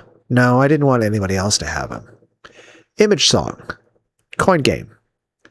Improbable infant survival. Realistically, she shouldn't have been able to survive a fall off a cliff when she was just a baby, especially considering the adult who was carrying her did die from the fall. I mean, I guess the adult was kind of an airbag. However, she didn't come off completely unscathed either. You guys say either or either, since it wrecked the possibility of ever having children of her own.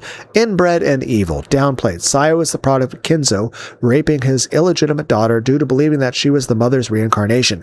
Learning that awful truth truth of her conception is one of the reasons Sayo is so messed up. While more unstable than outright evil, Sayo is the culprit who orchestrated the Ushiromiya massacre. Inconvenient attraction. Sayo developed feelings for Battler, George, and Jessica because of their kindness towards her. After learning that she's their aunt cousin, Sayo couldn't help to feel disgusted herself for falling in love and wanting to marry her own relatives, even though she condemns Kenzo's rape of his own daughter. Inferiority-superiority complex. She created and nurtured the character of an almighty haughty witch, in great part to deal with her frighteningly low self-esteem, and is all too aware of it, and the scenes between Beatrice and Shannon in episode 2 show.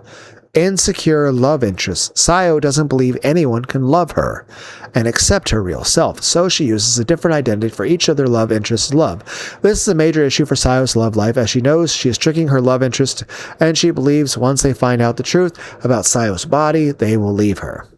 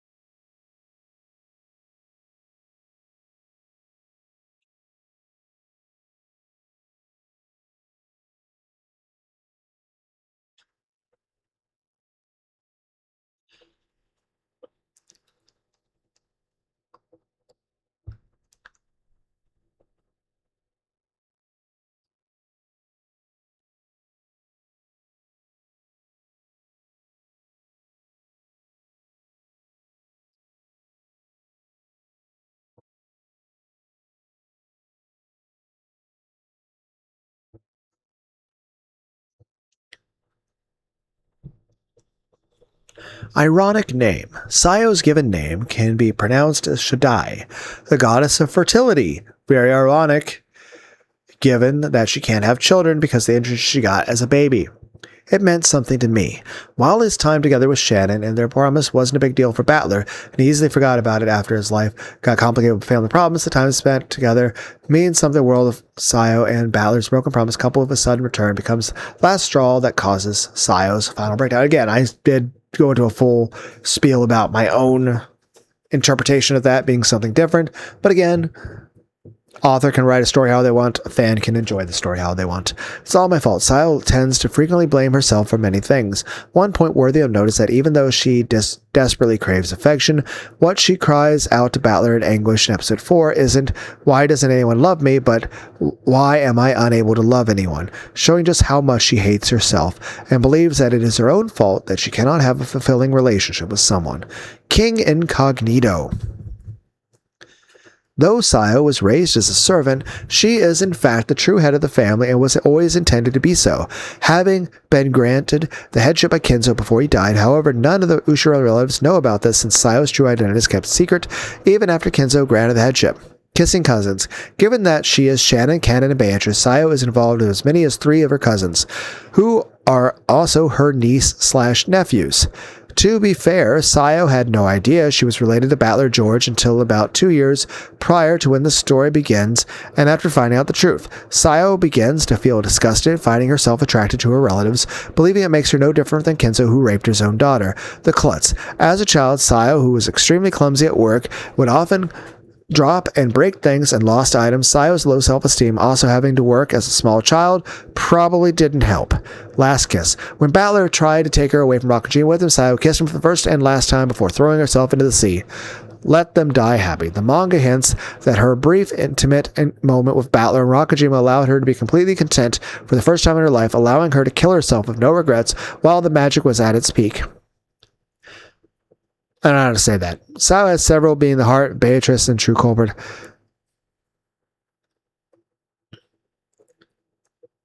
Sayo's true encompasses her struggles as Shannon Cannon is alive, a nostalgic and tragic song, End of the World, frequently used as Sayo's letter. Like Parently Child, much like Kenzo, Sayo has a bit of a penchant for gambling, everything on harebrained schemes. Large parts of her whole elaborate murder-suicide plan is left entirely up to chance, to the point where it borders on being a gamble roulette. Lost in character invoked, Sayo hates herself and her life so much that she chooses to create idealized characters that she would like to be and play their roles to the degree of almost becoming another person entirely in an attempt to escape from reality. Although many fans interpreted this as a case of split personality at first, Sayo is perfectly conscious about what she's doing when she's creating these characters, and they are used to express different layers of Sayo's personality. I disagree with this. They're more of a cross between characters played by an actor and imaginary friends, as opposed to something like dissociative identity disorder. Love hurts. It doesn't matter if her love is requited or not. Sayo believes she can't have successful romance with anyone because of her broken body. Love martyr. Towards Battler, even though he broke his promise to come back for her and broke her heart by forgetting all about it, Sayo still can't forget about Battler. And no matter how much Sayo loves George and Jessica, there's always a special place for Battler in Sayo's heart, even if it only brings her pain. Love, revelation, epiphany. Sayo began to develop feelings for Jessica only after the latter told Shannon she was interested in Cannon, which made Sayo feel overjoyed that someone noticed the persona that she saw as representing what she considered the ugliest part of herself. Luke, I am your father. Immediately after solving the epitaph, Sayo meets with Genji. It is put in an extravagant dress to play up the role of Beatrice, and learns that the master of the house in which she had served for 8 years is her father. At first, she was just confused. But after learning exactly what kind of things said father has done, the mere idea of this man's blood flowing through her veins becomes horrifying to her. Mad Bomber. Sayo rigged up enough explosives to completely wipe out the Ushiromi estate and any evidence of the murders with it, leaving nothing but a crater behind. And the shrine that was presumably destroyed by a lightning bolt was actually blown up when Sayo was testing the explosives that were half a century old. Though, to be fair, the giant bomb that ultimately wiped out the mansion and all the surrounding areas was constructed by Kenzo and merely used by Sayo for her plans. Mad Dreamer. Sayo's dreams are her attempt to escape from reality she finds unbearable. The collapse of her dreams as she realizes that they are not real, are the final straw that sent her to despair. Madness Monster. Die as she writes her bloody murder mysteries. Manipulative bastard. As the culprit, Sayo goes all in on everything and everyone around her to pull off her elaborate crimes. This includes manipulating the adults of the family and her fellow servants through a combination of bribery, threatening them and their children, exploiting Maria's belief in her to better sell the existence of Beatrice, and using her various personas to sow suspicion and confusion, as well as create the illusion of locked room murders. Many spirits inside of one. A mundane example, since the spirits are really just characters, imaginary friends Sayo made up and not real people. If you just count the ones that are given control of Sayo's body, the number is likely 3, and Claire being an embodiment of all 3 at once. But if you count all of her imaginary friends as well, the number quickly shoots up to the double digits. I am one, yet many indeed, spoofed here. Master actor. Sayo is able to play the roles of all her idealized personas to the degree of almost becoming another person entirely. Her voice and behavior also change greatly. Between 2 scenes, she is so good at it that neither Cross, Natsui, Jessica, nor any of the servants outside of Genji and Kumasawa for that matter ever discovered that Ken and Shin are actually the same person, despite having regularly interacted with both of them for years. Master of Disguise. Sayo spent several years consistently switching between Shin and Ken in disguise without anyone noticing. As Beatrice, she looks unrecognizable. It's implied that she confirmed that Sayo uses wigs and fake boobs as part of her disguise. Meaningful name. Sayo's given name can be read as 3 to 4, hinting towards her personas. Mado. When she isn't wearing Beatrice's dress, Sayo is usually portrayed with Shannon's maid outfit. Mirror character. To Angie, both are women who loved Battler and wanted to be with him forever, but are abandoned and possibly forgotten by him. Both resent and blame at least one of their parent figures, Kenzo, Sayo, Ava, Angie. Both were severely bullied. Both use magic for escapism. Both gave up on life and choose to commit suicide. In the manga, Sayo is Beatrice Lampshades, the similarity herself, when Angie shouts out her sadness and despair over none of her loved ones coming back for her. Beatrice recalls when she experienced similar feelings as Sayo. Beatrice doesn't want Angie to end up like her, dying miserable and alone. Only being able to find an illusion of happiness in the afterlife, she persuades Angie to find the will to live and become happy in the real world. Misery trigger.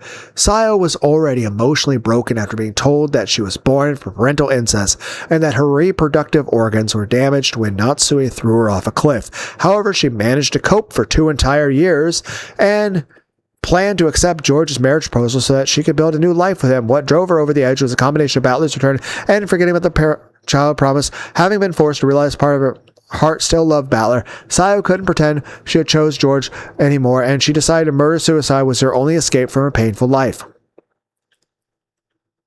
Misimagination.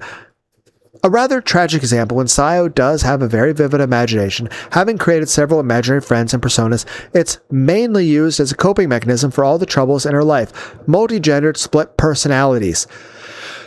While not exactly split personalities, Sayo has 3 core personas, 2 females and 1 male. One Sayo's male identity canon was created when Sayo started to notice that there was something wrong with her body due to its lack of any signs of puberty.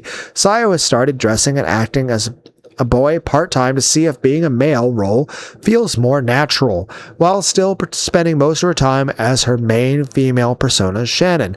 Murder-suicide. Sayo's plan is the murdering the Ushiromi family. According to the epitaph, they kill any of the remaining survivors with the bomb that blows up the island at midnight. However, Sayo intentionally plans the murders in a way that's easy for the plan to fail because she ultimately doesn't want it to succeed.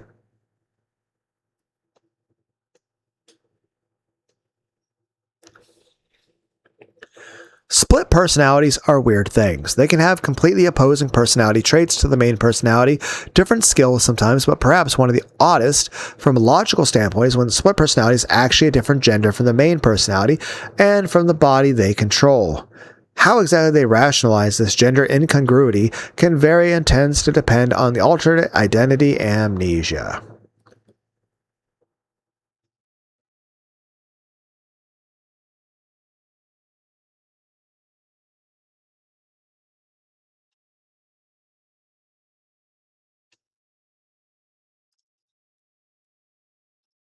There's actually more to the side, but you guys can't see it because of the way it's... Well, actually, you could see it there.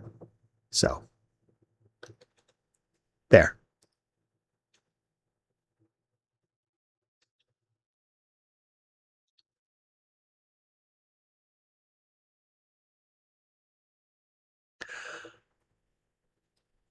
These characters tend to be pretty upbeat most of the time. They appear on screen.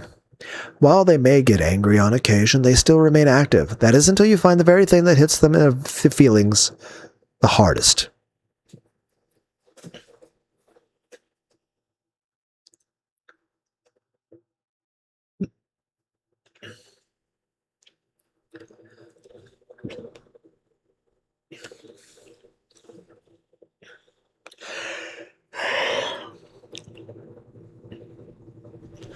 Must make amends.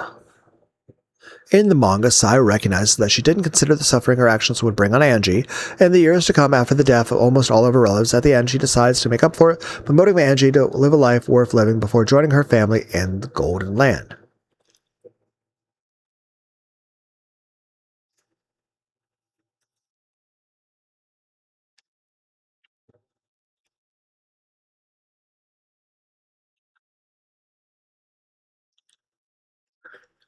My God, what have I done? Sayo shows to Angie that, for all of her problems, she ultimately regrets the choices she made that led to the Ushiromiya family massacre. All that her games accomplished was that she took the lives of those she loved, and now she absolutely has no future at all. Instead of living to try for a better tomorrow, she accepts that she condemned the entire family. She also warns Angie that she risks running into the same mistake she did by running it from her future. Selfishly, I took everyone's future with me into that dead end. I do not ask for your forgiveness. Hate me if you will. You have the right to despise me for the rest of your life. I am sorry, Angie, and to you, my one-winged fellows. Old Flame. When it seems Battler really wasn't going to return, Sayo tried to forget about him and began to pursue a romance with George. Just when Sayo had resolved to marry George, Sayo heard Battler was going to return the same year. She found her feelings for Battler were as strong as ever, and she still wanted to fulfill their promise. The combined with the shitload of issues Sayo was already dealing with caused Sayo to completely break down. Older than they look, Sayo was 9 years old when first put to work, but Genji lied about her age, lowering it by 3 years to avoid suspicion from Natsui about Sayo being the child she rejected. Because of Sayo's feebleness and underdevelopment, it was easy to fake. Only friend. Reading between the lines, and Beatrice's being Maria's mentor in magic, along with Maria explicitly identifying Beatrice the only person she really trusts, it is clear Sayo filled this role for Maria.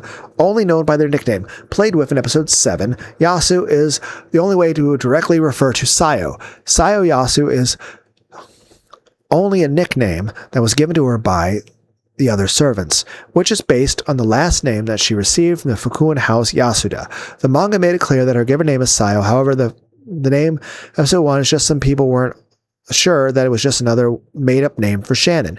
The Ophelia, more of a case of someone who, in spite of living a sad and mostly unescapable reality, chose to revel herself on delusions and made-up personas. Please don't leave me. Sayo's anguished declaration to Battler when he goes on a rampage to find the culprit, Kairi, is to beg him not to leave her. The Pollyanna, or tried to be at least. Much like Maria in her diary, Sayo's narration of her story in episode 7 tries to attenuate the misery of her situation as much as possible with various coping mechanisms, but if you read between the lines, it becomes obvious that her life was pretty horrible. The Red Guts sequence at the end of the episode 7 gives us an inkling of how Sayo really felt about it. The prankster, though not a particularly mischievous or malicious example, and mainly a way for Sayo to cope with her low self-esteem, especially with how the servants believe Beatrice to play pranks on them and steal their things. Pre-sacrifice final goodbye. Her time spent with Battler and the Prime Rakajima can be summarized as this. They share candy, she rests with him by her side, and they share an intimate moment on the boat together before she tells him to keep his eyes closed, to keep up the illusion of her magically disappearing off the boat, in reality jumping into the water. Pronoun trouble. Due to the general neutral writing on episode 7's flashback, the pronoun is used to refer to Yasu has been subject of much debate. Most people usually settle on she, though, as the gender of most of her personas. The main gender she seems to identify of having been raised as a girl. Rage against the reflection. In the manga, while thinking about how she hates mirrors since they only show her pitiful self and not the person she wishes she could be. Raised the opposite gender implied it's shown that Sayo was raised as a girl and that there are several hints that she may in fact have been designated male at birth. Episode 8 manga skews heavily towards this interpretation. Recursive cross-dressing played with, she first starts dressing as canon in an effort to see if being in a male role feels more natural, which Genji and Kumasawa supported and encouraged, due to her body's lack of development. However, the truth about her body, which is indirectly confirmed to have been designated male at birth in the first place, was unbeknownst to her back then. Redemptive rejection. Even though Battler tried to convince her to live on,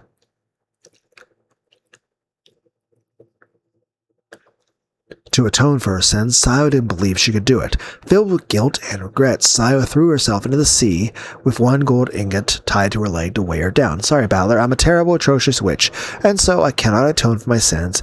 I'm the sort of witch who can cackle over hundreds of deaths. Rousing speech. In episode 8 manga, Sayo gives Angie a heartfelt, motivating speech after the latter finds out the one truth of the Rakajima incident. Sayo tells Angie she knows what it is to feel so lonely and desperate that you only want to turn your back on reality and die. But Sayo states that nothing good ever came out from running away from her problems. In the end, she ended up choosing death as her final escape and dragged everyone in the island down with her. Sayo then tells Angie to not make the same mistake as her. She must find the courage to live on. Become happy and make reality shine, because you will not be able to find real happiness in the land of the dead. Royal bastard. Sayo is the illegitimate child of the family head Kenzo that he raped out of the other illegitimate child. Sanity slippage. After finding out the truth of her origins and the state of her body, Sayo becomes more and more unstable. Sawed-off shotgun, Sayo's favorite weapon, as bullets from this type of shotgun tend to scatter. This explains why most of Sayo's victims turn up with the appearance of their heads smashed. Scars are forever. The manga reveals that Sayo had scars in her feet from the operation that removed the extra digits. One day, Sayo accidentally spilled hot soup she was bringing to Kenzo on her feet, and when Kumasawa took off her socks to treat the burns, Kenzo immediately noticed the scars, causing him to suspect that Sayo was his lost child. Secretly selfish. When she started planning the murder, Sayo gave herself every excuse that she was freeing the Ushiromiya's bloodline from the cycle of abuse, greed, and misery that Kenzo began. However, in the manga, Sayo herself admits that she wanted to end her own life and take those who hurt her down with her.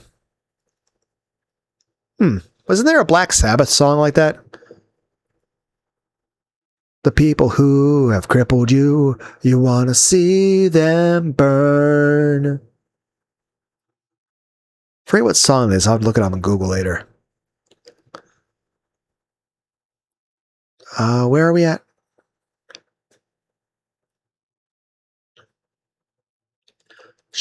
Even though she did love the cousins, she wanted to force them to die with her because she couldn't bear the thought that they, especially Battler, would find happiness without her after her death. Secret identity vocal shift. Sayo has quite a bit of range in her voice, with the voices she does whenever she's in character as Shannon, Cannon, and Beatrice being distinct enough from each other that no one is able to tell that she is actually all three of them.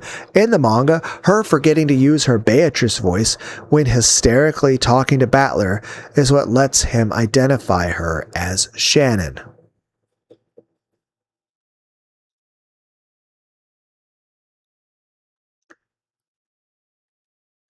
Sent into hiding. She is kept secret by different groups for different reasons. Natsui and Kenzo keep Sayo secret because Sayo is Kenzo's bastard child, and Natsui threw Sayo off the cliff.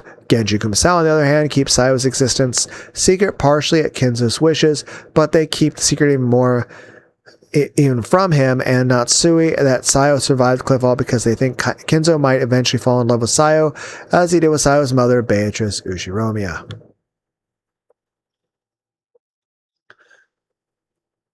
Shout out. Sayo's nickname being Yasu is a reference to Yasu Hiro Yasu, Mono, the Japanese mystery game. A Portopia serial murder case. The game's infamous twist was that Yasu, who is the player character's friend and detective partner, turns out to have been the culprit behind the murders the entire time. So much so that Yasu is the culprit quickly became a meme, which was later adopted by the Umineko fandom. However, whether Umineko's Yasu is truly the culprit is questionable. Shrinking Violet. She was very shy and lacked self-confidence when she was younger due to being bullied. Some of this can still be seen in her Shannon persona.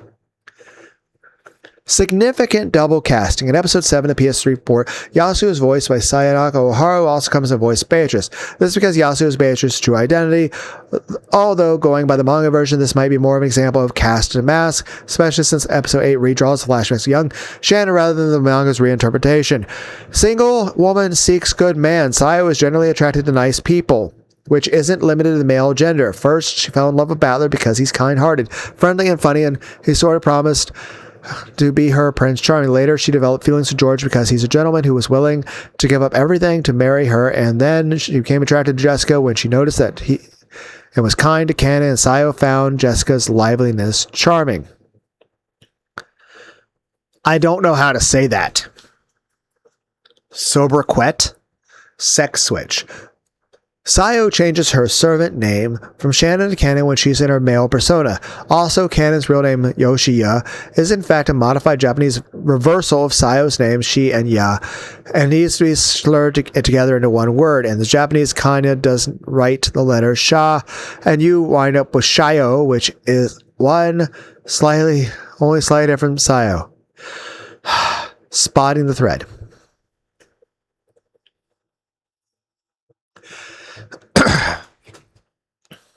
Sayo's existence can be deduced in the visual novel by looking at some key facts. Whenever Shannon and Kennen are declared dead, the other is almost always declared dead as well. Usually the two of them are taken out together. Both of the times Shannon and Kennen are seemingly gone missing. It implies a deeper connection between the two of them. Shannon and Kennen can talk to each other, but never with the cousins or parents in view, only the other servants. The fact that the viewer never sees Shannon or Kennen together with the whole family at once should also be telling. While there's definitely some cast hurt at play for the family, there's still noticeable a lot of scenes of Shannon and Kennen act together have gold butterflies. These butterflies are symbolic and tell the audience that what they're seeing is a fantasy. Sayo's full name can be deduced by looking at the context clues. Shannon's real name is Sayo, as told is a flashback with her surname is Yasuda, as mentioned briefly towards the end of the story. With the reveal that Shannon is just a cover identity, it becomes plausible to assume Sayo Yasuda is her real name, which was confirmed in the manga. It's revealed in episode 4 that Kenzo has been dead for years, yet prior episodes have confirmed that the number of the people of Rakajima during the fateful storm was 17. With Kenzo dead, this should only leave 16. But the episode 6 ends by definitively stating that there are 17 people on the island. This must mean that someone on the island being counted as 2 people at once, and the only qualifying people at that point are Shannon and Kennen. Star-crossed lovers, with all 3 of her love interests to a degree, but the most emphasized is Sayo and Battler, as Sayo fell madly in love with him when they were children, and Battler promised to take her away on the island in a white horse, which became Sayo's ultimate dream.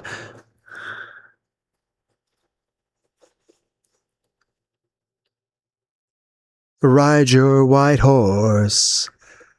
It's symbolic, of course. I don't know if anyone knows what song I'm referencing. It's technically not the same band as Black Sabbath, but it is the same singer.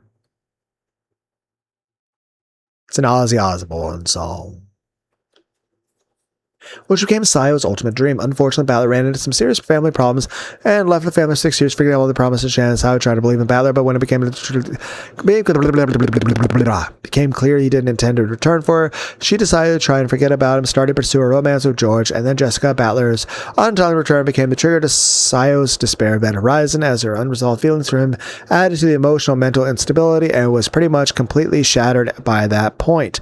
This led to Sayo choosing to end everything via mass murder-suicide. However, the railroad Sayo did get a chance of happiness with Battler when both survived the massacre, and Battler tried to take Sayo away from the island with him. Sadly, Sayo was still overwhelmed by her guilt and self-loathing and choosing to commit suicide by sea.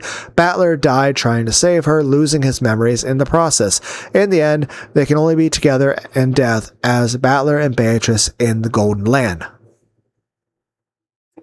Stepford Smiler, a unique type, but closest to the unstable type in the form of Shannon.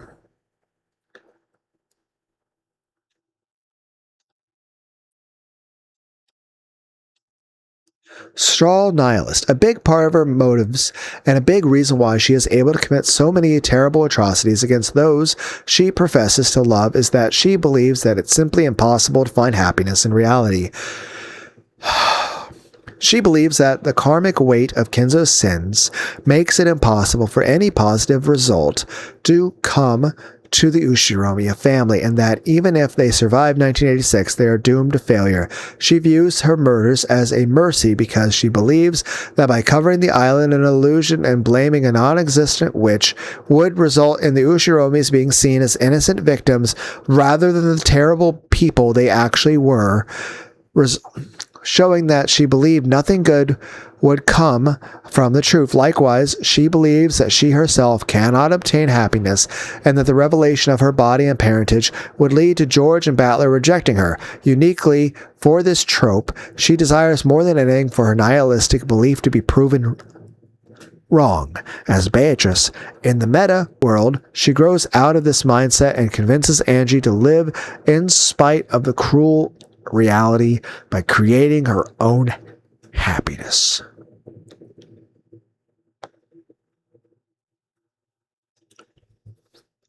There is no God. Our existence is without purpose. Oh, definitely, we are adrift in an uncaring void, indifferent to all our mortal toil. Exactly. In the end, nothing we do matters. Totally. We just... Wait. Why are you climbing that tree? Because the future is an adventure. Come on, but hey, I found squirrels! Life may be meaningless. The future is not.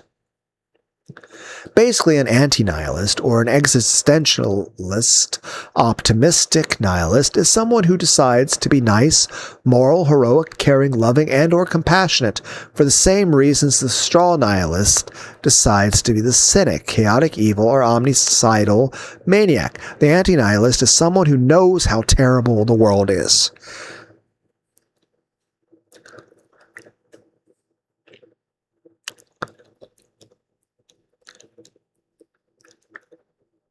But instead of succumbing to despair,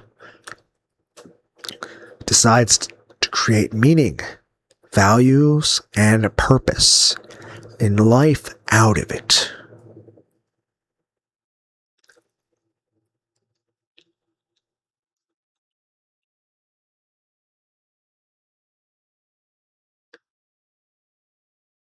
An extreme version of the cynic.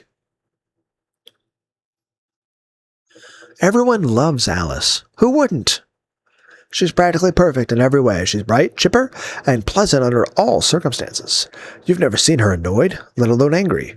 She's always has a kind word for anyone, and she treats everyone like her best friend. Of course, it's all just an act. The Stepford Smiler is a dark twist on the Purity Sue, a character obsessed with projecting an image of wholesome happiness in order to be accepted. Tragically enough, they'd probably accept her for who she is regardless of her self-imposed masquerade. Her flawlessly crafted facade hides a real person that's usually breaking. Like so much fine china, in order to keep up the deception. There are three main types of Stepford Smilers. Depressed. The character seems to be happy, cheerful, and is always smiling, and seems to live a perfect life.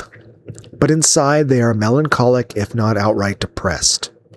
Empty, the character seems to be kind and cheerful, but is actually motiveless and hollow. Unstable. The smile hides mental instability and even madness.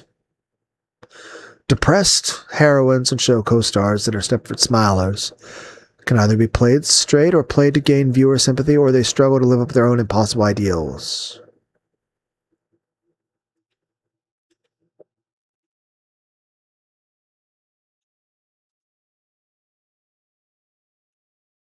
Eeyore.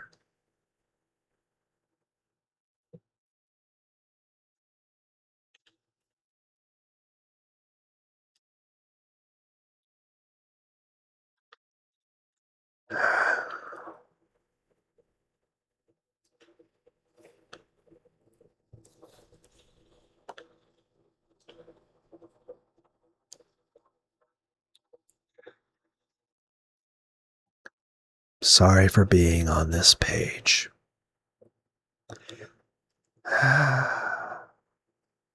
How's it going? Not good. Not too good. Still alive.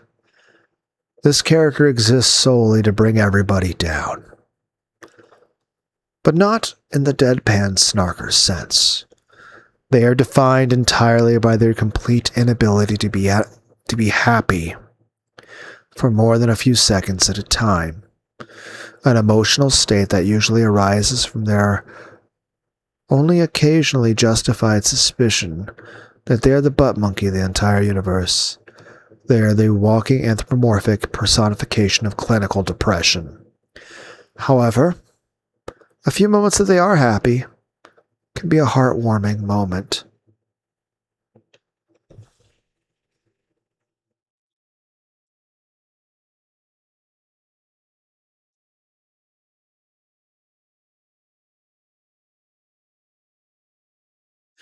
Take it from me, a very good sign that you're crazy is an inability to ask the question, am I crazy?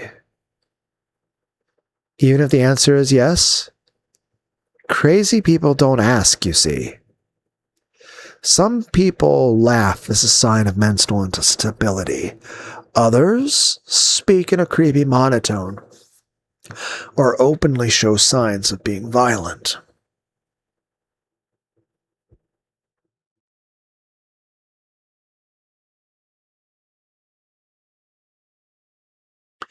Then there's the character who's revealed to be insane and shows absolutely no signs of being crazy until that point. At least, not publicly. A character that feigns sanity, quite simply, is the kind of person that can maintain their facade in the most social situations, but is completely insane on the inside. So naturally, when the audience figures this out, it can sometimes be a major plot twist. Other times, the character's craziness could be apparent to the audience from the start, and not the others. Either way, beware of spoilers.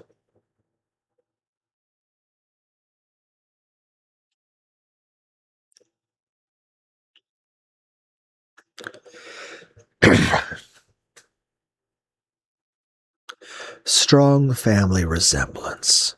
Played with in her Beatrice persona, Sayo is the spitting image of her mother, and she's said to look a lot like her mother by Kenzo. But given that nobody noticed it in all those years until they saw the epitaph, it may not be that strong after all. Suddenly voiced, played in an unusual way in PS3 port of Episode 7. For a long while, Yasu is the only non-voiced character. She had plenty of lines, but they aren't voiced, until the line where she says she wants to become a witch. During the whole scene after that, her voice gradually evolves into that of Beatrice.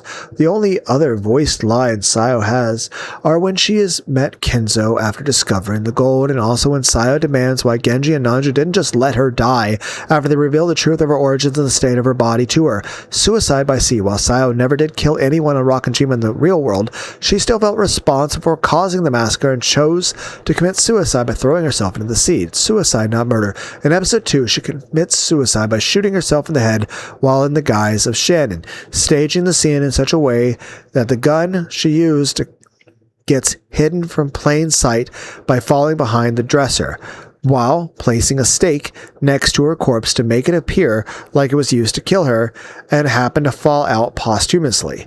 It is all but spelled out that if Rosa, who was Sayo's co-conspirator in that chapter, hadn't intervened and actively prevented Battler from investigating the scene just a bit more, he would have discovered the deception. She repeats the trick in episode 4 when she shoots herself next to the covered well, arranging for the gun to fall down between the bars blocking the well, while planting a stake next to her at the site of the suicide to make it appear to be the murder weapon. Surprise incest! In the midst of the relationship with George, she learns that she's the result of their shared grandfather raping his own daughter, making George his cousin-nephew. Sympathetic murderer.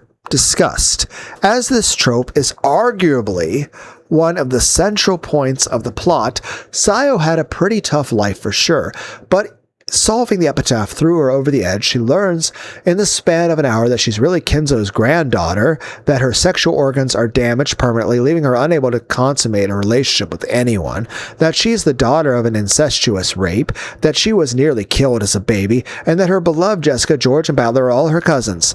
This already puts her in a precarious mental state, but Battler coming home to her family, completely forgetting his promise, proves to be the last straw, causing her to try and enact the murder plan. The parents solving the epitaph first puts a halt to this. She resigns from her scheme in guilt. While Sayo never killed anyone personally, she still engineered the circumstances necessary to get them to kill each other, and thus felt immense guilt about the ensuing massacre. The game she engineers as Beatrice are an attempt to get Battler to understand the situation from the large-scale perspective and thus explain her motivations to him, talking to themselves. Throughout most of the story, whenever Beatrice, Shannon, and Cannon are speaking to each other, it represents Sayo talking to herself about her own inner conflicts. Thanatos Gambit. As Episode 2, Episode 4 demonstrates, some of the versions of Sayo's plan involve her killing herself to uphold the illusion of Beatrice being real, even if that means she will not live to see her plans to completion. She relies on her co-conspirators to stick to the original plan on those occasions.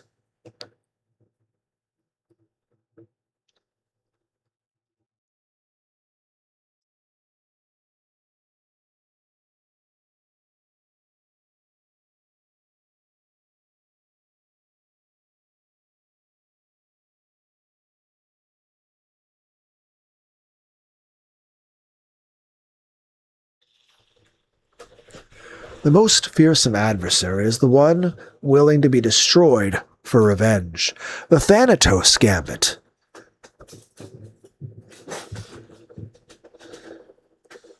is what happens when a character deliberately manipulates the circumstances of their death to their own profit. It could be to ensure that they get as comfy or stylish shenanigans as possible. Most often it's used to deliver one last screw you to their arch nemesis.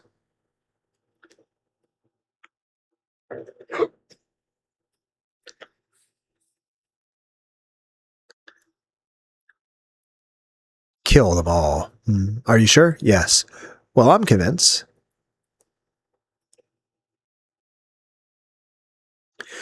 It seems that in fiction, split personalities can talk to each other, manifesting as hearing voices.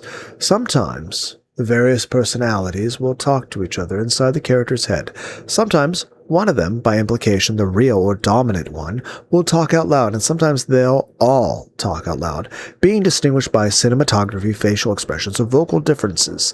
While different people in multiple personality group can and do talk to each other, this is of course exaggerated for dramatic purposes in media portrayals of multiple personalities. See split personality for a more in-depth explanation. Even entirely sane or mostly sane people can be prone to this trope. Isn't this just how Let's Plays, or just, I mean, technically this is something most people... Just because you view something as normal doesn't mean it is. Whatever, again, fuck you. That man is dead. A trick Sayo likes to use on the game board. Sayo can cast away one of her identities and state to Ren that Shanna and or Canon are dead, while Sayo really is still alive. Figuring this out is the key to solve the riddles, such as the one the murder in Nanjo's in third room. Although this only applies to anti-fantasy interpretation, as each persona are distinct individuals. The anti-mystery interpretation and appear simultaneously in front of the other characters, many times while not in front of the point of view of the detective. Together in death, not being able to believe that she could live on, Sayo threw herself in the sea. Sayo followed her, both drowned together. Battler personality indeed did die with Sayo at that time, but his physical body survived and became Toya Hachijo.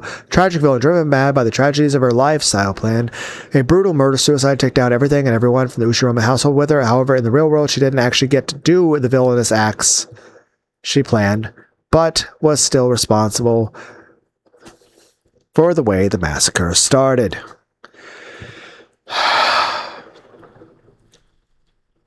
Running out of breath trying to read things. Hey, Mr. Freeze.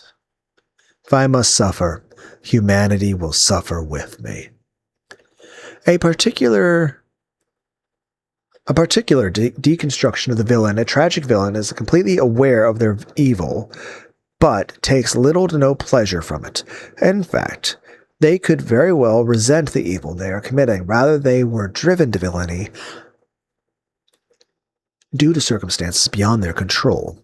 In many circumstances, they are the tragic monster, perhaps an innocent person transformed into a mindless monster or simply created to be a monster. Either way, they have no choice in the evil acts they commit and are as sympathetic as their victims, or maybe a hero is forced to commit a necessary evil, and occasionally any kind of villainy against their will, and he never forgave themselves, deciding that they were now a villain beyond hope, not deserving salvation or redemption, possibly becoming a death seeker in the process. Oh, it's this whole separate thing. There's that many. Okay. Trans relationship troubles. One of Sayo's biggest sources of fears and angst is that she is terrified her fiancé George will be disgusted at her and dump her if she reveals her body, which is all but stated to be assigned male, is broken and can't give him the children he wants.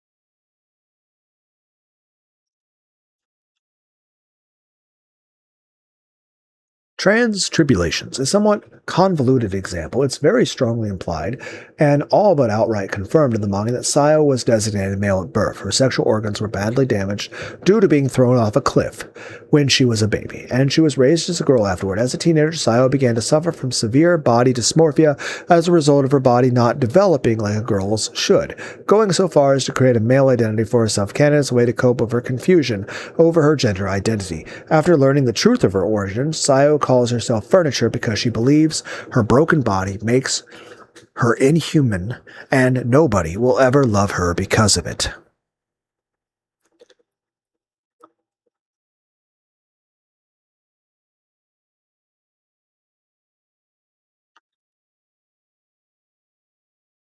There's so much fucking reading. Trauma conga line. Thrown off a cliff as a baby, bullied as a child by her fellow maids, her first love leaves the island with little hope of returning after he half-jokingly promised they'd spend the rest of their lives together. Sayo then spends years waiting in vain for said first love to return to her, only to have her heart broken when Battler forgets to send a letter for her. Finally, Sayo discovers that she is Kinzo's child by rape, born out of his incestuous advantages towards his illegitimate daughter. To make it even worse, she also learns the truth of her mutilated body, which makes Sayo think of herself as furniture unable to love. For the following 2 years, Sayo is constantly tormented by a self-loathing, growing psychosis, and conflicting feelings for George and Jessica. The straw that broke the camel's back is Battler's untimely return, which finally makes Sayo decide that she has had enough and just want to end everything. Unpleasant parent reveal. When Sayo first found out that Kenzo was her father, she was only surprised and felt saddened that he died mere minutes after she finally knew they were related. That was until she heard all about his past crimes, especially the massacre of the soldiers and his rape of his own daughter and her mother, Beatrice II. Afterwards, Sayo was utterly disgusted about sharing the same blood as such a monster. Unwanted rescue retroactively. When Sayo learns about the circumstances of her birth and what the injuries from her cliff fall had done to her body, she demands why Genji and Dr. Nanjo simply didn't let her die.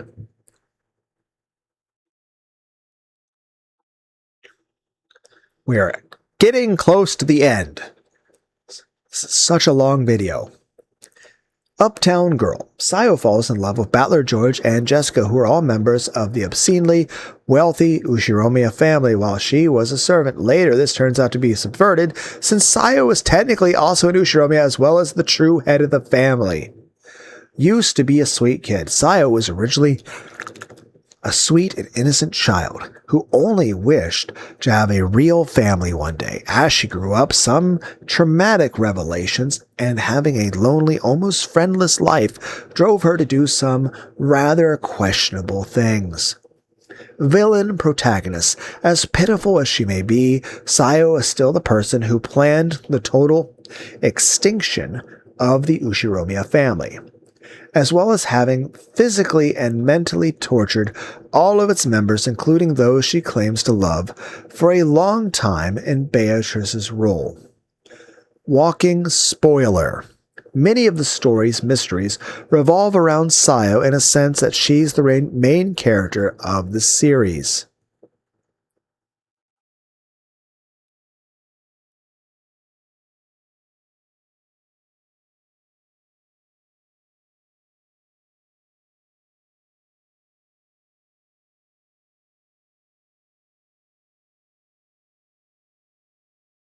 I remember that game. Granted, there's an anime about Ainzel Gon and all that stuff, but I remember this video game.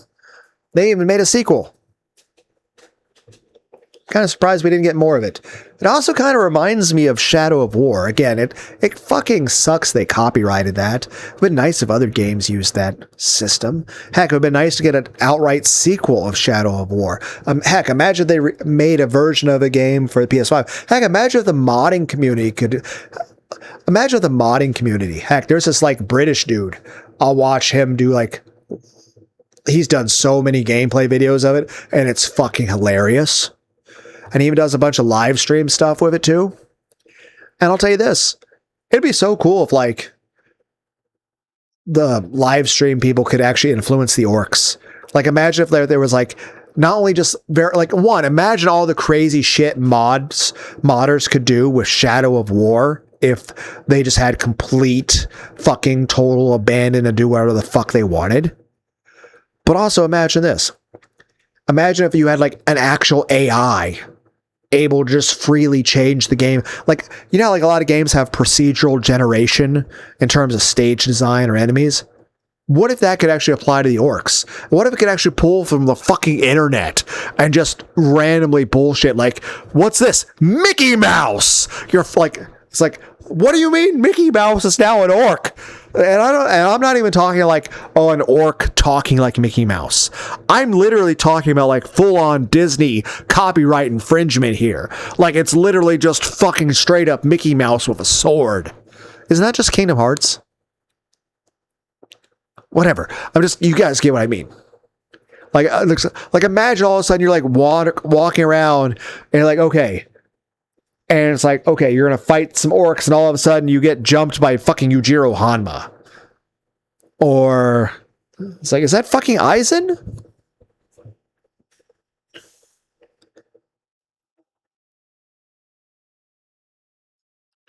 But yeah, heck, I've already said myself, like, it'd be interesting to be like, what if you had a version of the game, but instead of orcs, it's anime girls? Just beautiful, sexy anime. They don't even have to be naked or anything. Just imagine something like Senran Kagura. Okay? And instead of like a volcanic area or a jungle, it's like a bunch of cherry blossom trees and Japanese forests and it's happy. Or heck, just downtown Tokyo. Like almost like a Grand Theft Auto type thing. And it's like you have anime girls instead of orcs. And instead of executions, you're giving them head pats or hugs. Or instead of shooting arrows at them, you're throwing stuffed animals at them. Instead of a stealth kill, it's you surprising them with a manga. So instead of like, you know, initially in like Shadow War, you're like doing a stealth kill, you're sneaking up and doing a stealth stabby on an orc, you know. Instead, it's you sneak up on them and then you show them a manga and like, oh, they're all surprised. And it's done extra damage because you caught them off guard. And then basically there's no blood, there's no violence. It's just maybe a little bit of clothes tearing. I don't know. It depends on how etchy you want to go with this shit. But I'm trying to go in a more wholesome direction. Basically, you defeating the orc girl is, you know, I mean, obviously the whole, how would shaming work in that situation? What about deranged or maniac in terms of anime girls? How would that work? But I'm more so just thinking about like if you do an execution, it's more like hearts and it's like, oh, they're now covered with blahages. That's as opposed to death. I don't know. Then again, of course, I'm sure there's somebody that would keep the same violence in the game, but with anime girls, or just random crazy bullshit. Like imagine, like, heck, again, back to the streamer dude guy. Imagine if like his lives, like his the chatters that do super chats and stuff, could like just type things in. Like you could pay money to have the AI that's in. Like imagine if he was playing a mod of the game that had an AI, and the AI could change random bullshit in the game. Just random bullshit. But also, the people could super chat to influence it. So you're like... Or heck, they could just put in a super chat and tell the AI directly, like, hey, say this thing. Though I imagine there are probably a lot of people that would just say racial slurs and a bunch of obscenities. I don't know if there's a way to, I would say, censor that, but then again, why would you want to censor things? Other than the fact that, I mean, if you're a streamer, you'd have to like be very concerned about, you know, it's like, okay, here's a super chat for $100. That's just tons of cuss words and racial slurs and sexual innuendos. Or not even innuendos, just straight up graphic detail. But,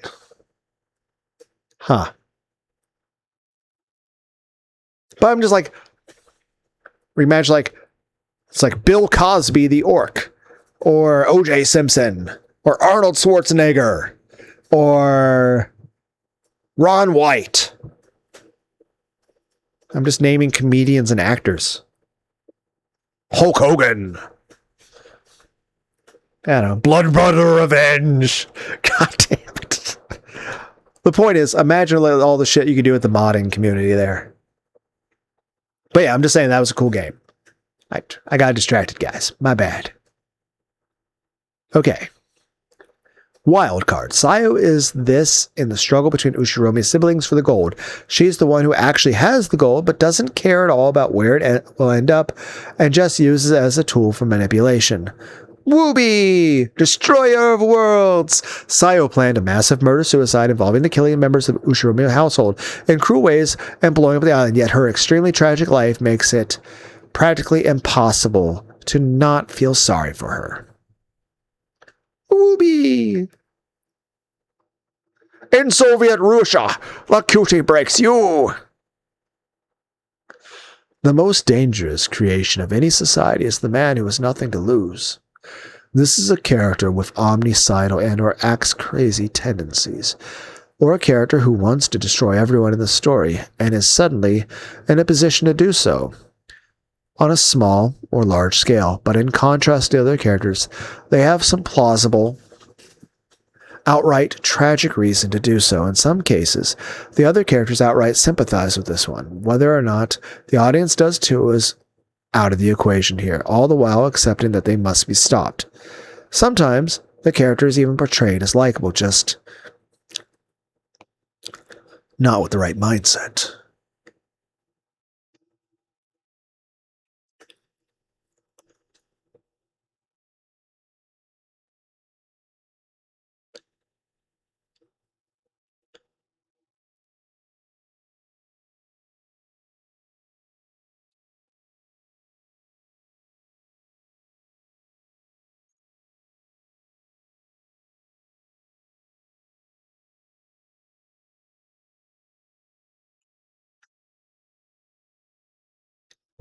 Yandere.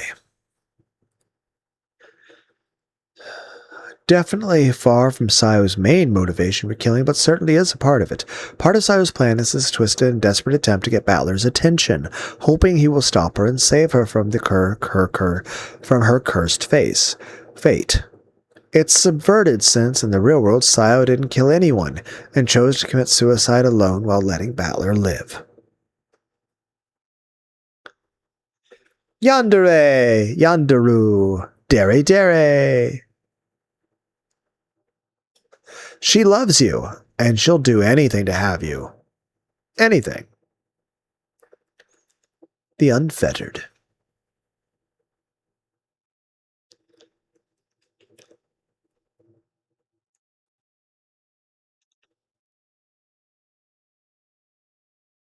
Yandere is derived from the Japanese words yanderu, meaning to be sick mentally or physically, and dere dere, meaning affectionate or loving. Simply put, a yandere is someone who is lovesick, someone who has been driven to insanity by extreme obsession or love.